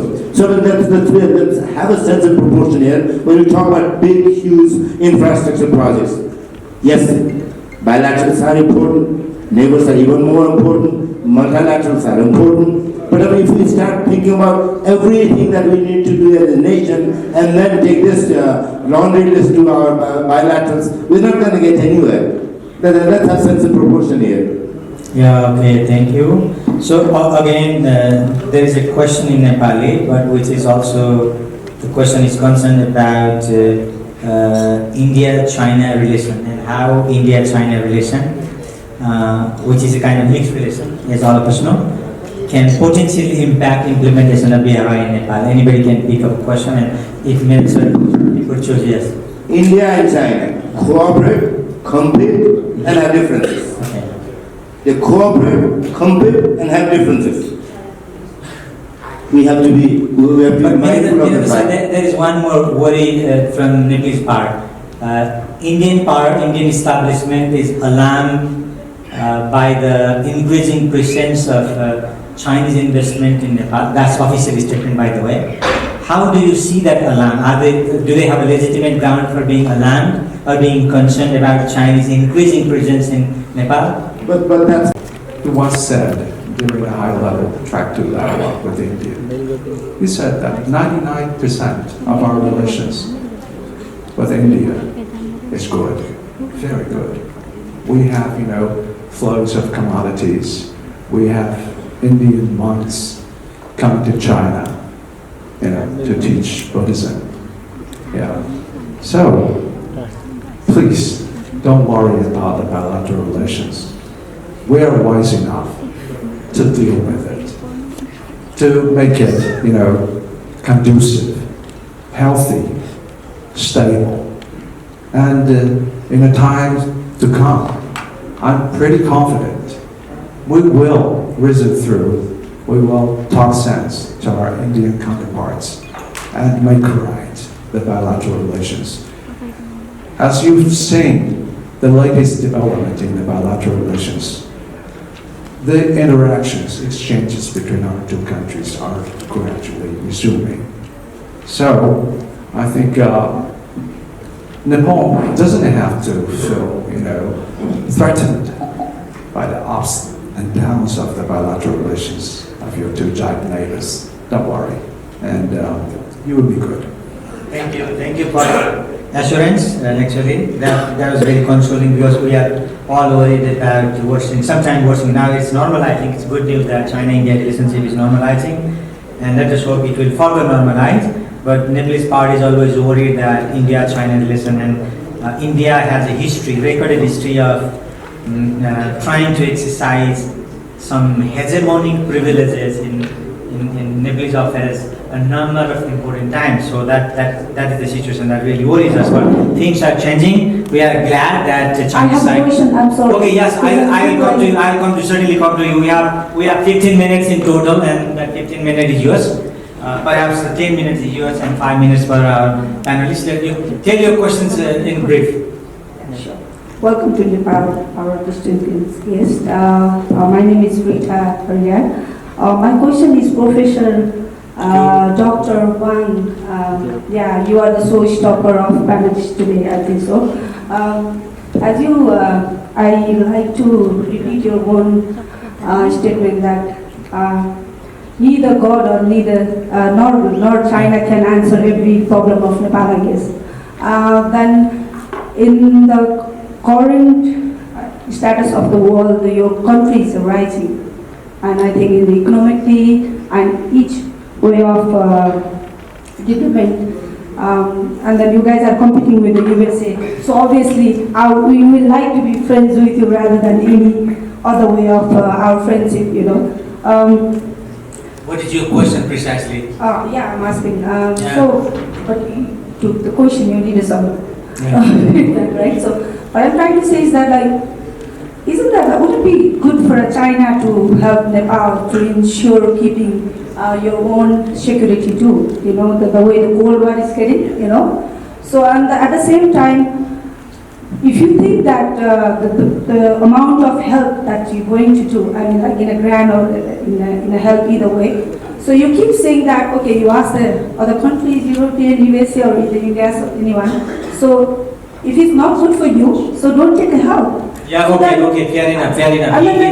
He wants to answer your question very quickly. Yeah. Okay. Yeah. Okay. And then I take another question, please. Make the question very Can I go one by one? Yeah, you just quickly answer the question. Okay. So, I know, because I have been, frequented by this question of similar kind for many times. And somehow I get tired of this question. And we know that China is not liked by, each and every country on the surface of this world. And some countries, they are very hostile to China, especially during the process of our rising to the global stage. And according to history, you can check it, Nepal has been used as the launch pad of hostile forces. And if the logic goes like this, can all the neighbors of China go with the same logic? We are guarding your border, and we are standing guard of your national security, so you need to pay me, right? If you do not pay me, I will introduce hostile elements in this piece of land, and you will feel threatened. No, please, lady. The logic doesn't go like this. Doesn't go like this. You are a sovereign country. Don't treat yourself, downgrade yourself as some proxy of other countries. Either it's strong or weak. You are your own. You stand for your national interests, not someone else's. Thank you. Thank you, well said. So, make your question very, very brief and concise. I have already submitted to you. Bunch of questions are there. Respected sir here, because we have here very, important personalities representing the political parties, which are the decision-making body in our country. And in these 2 days, I have felt something very wrong message is being conveyed to either Chinese side, and not good message we are taking from as in the Nepali side. Because the discussion is taking place beyond the reality. Few minutes ago, we talked about the constitution of Nepal, and then we talked about the constitution of Chinese Communist Party. This is not the forum where we discuss about that. Here we are, from the current state, and we need assurance from the representative of the political parties who have a direct influence in the decision-making process in the governance of the country. So that's why my question is, there is one survey, and Dr. Shrestha, who had introduced this agenda this afternoon, she had referred to the survey which has been conducted under this project that was presented yesterday, and it says that 80% challenge arise to the BRI from the political parties in Nepal. The differences among the political parties. So we need to be very clear, what does it mean by that? If the political parties are not in favor of the BRI, then we have to justify it, why they are not in favor. And I don't see that there is a difference. It doesn't currently reflect correctly, because as I said, in 2017 we have already signed the MOU. Last year we have signed the framework agreement. We have identified 9 projects. And this afternoon, panel's discussion also knew that there is some kind of harmonious position here, saying that at least go by the project on priority basis, on the basis of the cost-benefit analysis. Because that's the kind of summarizing. Sorry to interrupt. My question, yes. my question is, how these political parties, our political party in our Nepal can give a message to the China that we have consensus. We are dealing with united voice from Nepal to the China. Thank you very much. Okay, but Sujata sir, in one sentence, how do you want to give the message to China that you are? तपाईलाई मैले के जवाब दिउँ जस्तो लाग्यो भने Very brief. $200 million चाहिँ एक्जिम ब्याङ्कबाट चाइनासँग लोन लिँदाखेरिमा तपाईसँग सोधेको थियो कसैसँग सोधेको थियो नेपाल सरकारले सही गरे होइन त गर्छ नि त बाबा नेपाल सरकार मैले अघि नै पनि एउटा प्रसङ्गमा भनेको थिएँ सरकार अगाडि बढ्यो भने राजनीतिक दलहरू कसैले चाहिँ विरोध गर्छ र निर्णय गर्ने कर्ता को सरकार होइन अब तपाईले यस्तै प्लेटफर्ममा गएर ल्याउने कि नल्याउनेहरू बहस गर्दै जाँदा बहस त देशभरि हुन्छ त्यसको मिनिङ के होइन नि वी आर नट डिभाइडेड हामी डिभाइडेड छौँ भन्ने होइन वी आर युनिफाइड साइन गरेका छौँ सरकारले चाहिँ दुईटा सरकारको बिचमा बसेर अगाडि बढ्यो भने त्यो अगाडि बढिहाल्छ त्यसैले यसमा हामीले धेरै डिबेट गर्नुपर्ने केही जरुरत छैन उहाँले कहाँबाट सर्वे ल्याउनु त्यो अर्को कुरा हो यसरी सोध्दै हिँड्यो भने त सर्वे त अनेक आउँछ फेसबुकमा लेख्न थाल्यो भनेदेखि सामाजिक सञ्जालमा अरू नै ओपिनियन आउँछ त्यसलाई डिभाइड मान्ने र We got the message that maybe political parties, all of them are fully committed, right? If I conclude that way, I think yes, please, very brief. So my question to Professor Huang Yunsong. So will China be able to advance its relation with Nepal, despite India's concern, considering its huge business with India, $120 billion? Can you say that one more time? Yeah. So my question to Professor Huang Yunsong. So will China be able to advance its relations with Nepal, despite India's concern, considering its risks of hampering up $120 billion trade with India? That's my question. Will China be able to deepen its relationship with Nepal if there are serious concerns from Indian side? Perhaps he means to say some opposition or something like that. Yeah. And you have a $120 billion trade with India. will you handle that trade? Sure, and probably you don't know, I have very frequent interaction with Indian colleagues during the past decade or two. Yeah. And we exchanged on a lot of issues, including Nepal, including the whole subcontinent. And we acknowledge the reality that India is the only superpower on this piece of continent. We acknowledge it. Yet, we are cultivating our relations with India as well as India's neighbors. We're having a very robust economic relations with India. And in that sense, we are having no problem, that's our home, to cultivate stronger relations with India's neighbors as well. That includes Nepal. So, definitely, some Indian scholars,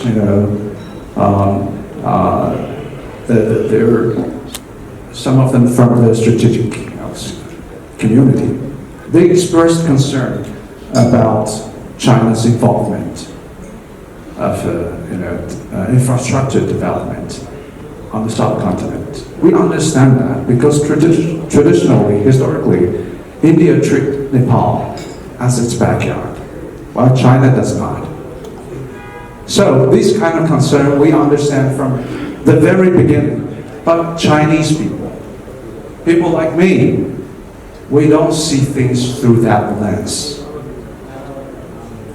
Why any country should become the backyard of any particular country?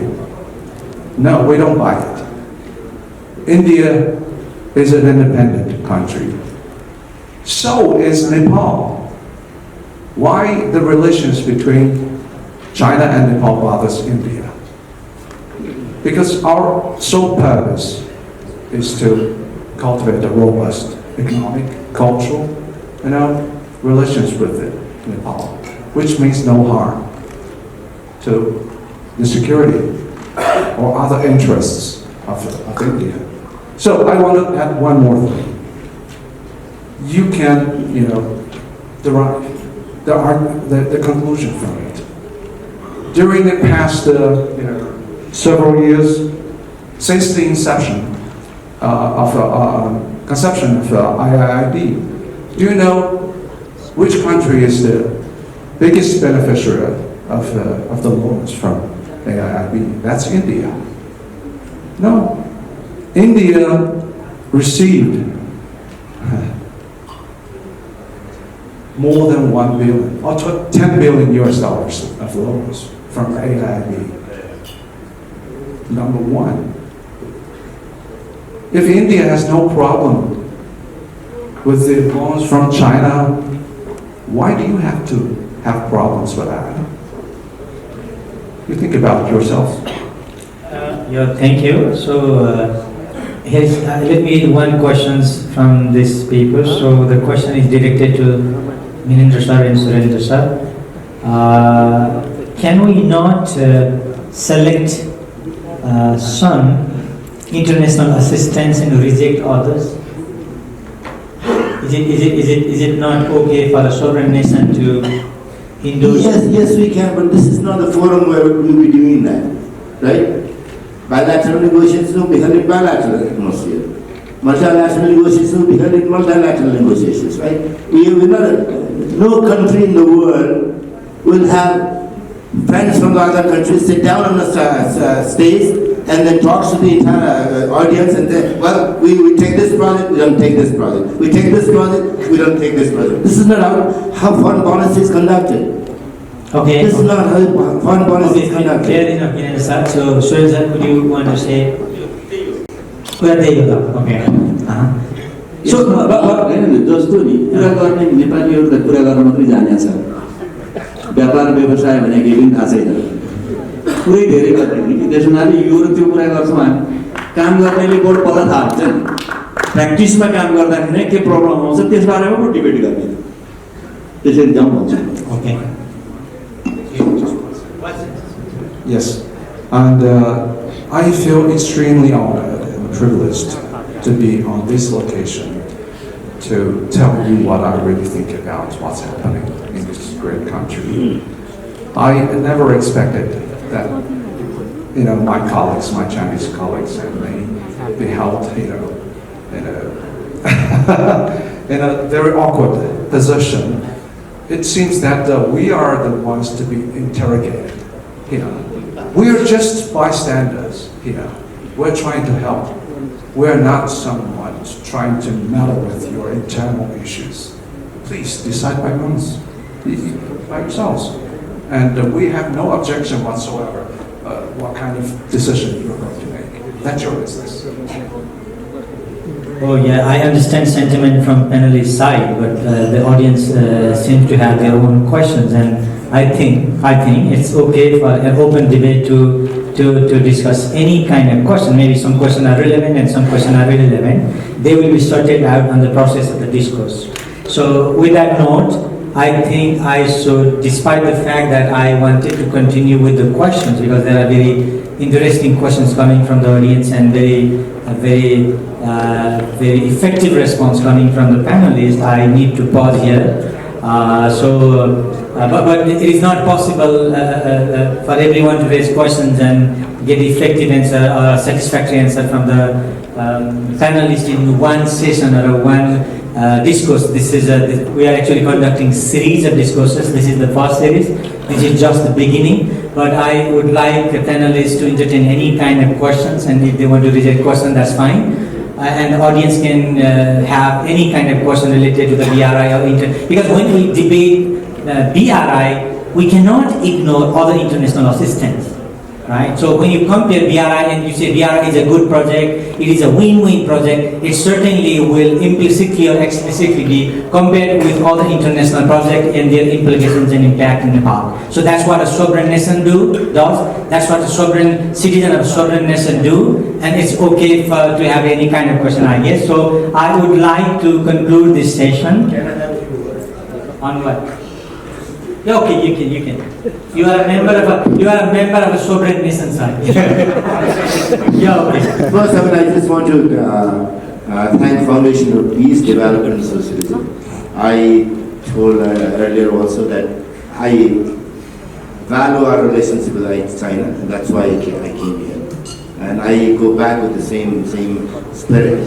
I was so honored when I received a call from former Prime Minister Jain Khanal, who asked me if I could, advising me or asking me to come to this forum. And then again, I just would like to say this. We are changing as individuals, as nations, as societies. We have to be very, very mindful of the fact. I tell you one thing. Look, I have this kind of introduction to my family. I have a Chinese. I have a non-Chinese citizen whose mother tongue is Chinese as my family member. I have 2 grandchildren whose unified dictionary has Nepali, Chinese, and English together. Some words they use Chinese, some other words they use Nepali, some other words they use English. And the reason I'm bringing this up is not trying to introduce my family. The reason I'm bringing this up is we as society, no matter where we live, we're changing, evolving towards a global village. And then we have to be mindful of the fact that, this is going to change since for good only. And that's the reason we are here together talking about discussion, talking about our relationship with China. Thank you. So doing justice to Chinese side also, I can give like 30 seconds to Professor. Yeah. Thank you very much, and we Chinese delegation feel thrilled to be here to to be a part of this great conversation. And let me be very clear, like I have said before, China, is the last country on the surface of the earth that will harm the sovereignty of this country. China will stand strong to defend Nepal's sovereign independence if we have to. And please don't question our sincerity. China has a track history to be a reliable, trustworthy, and kind partner. Please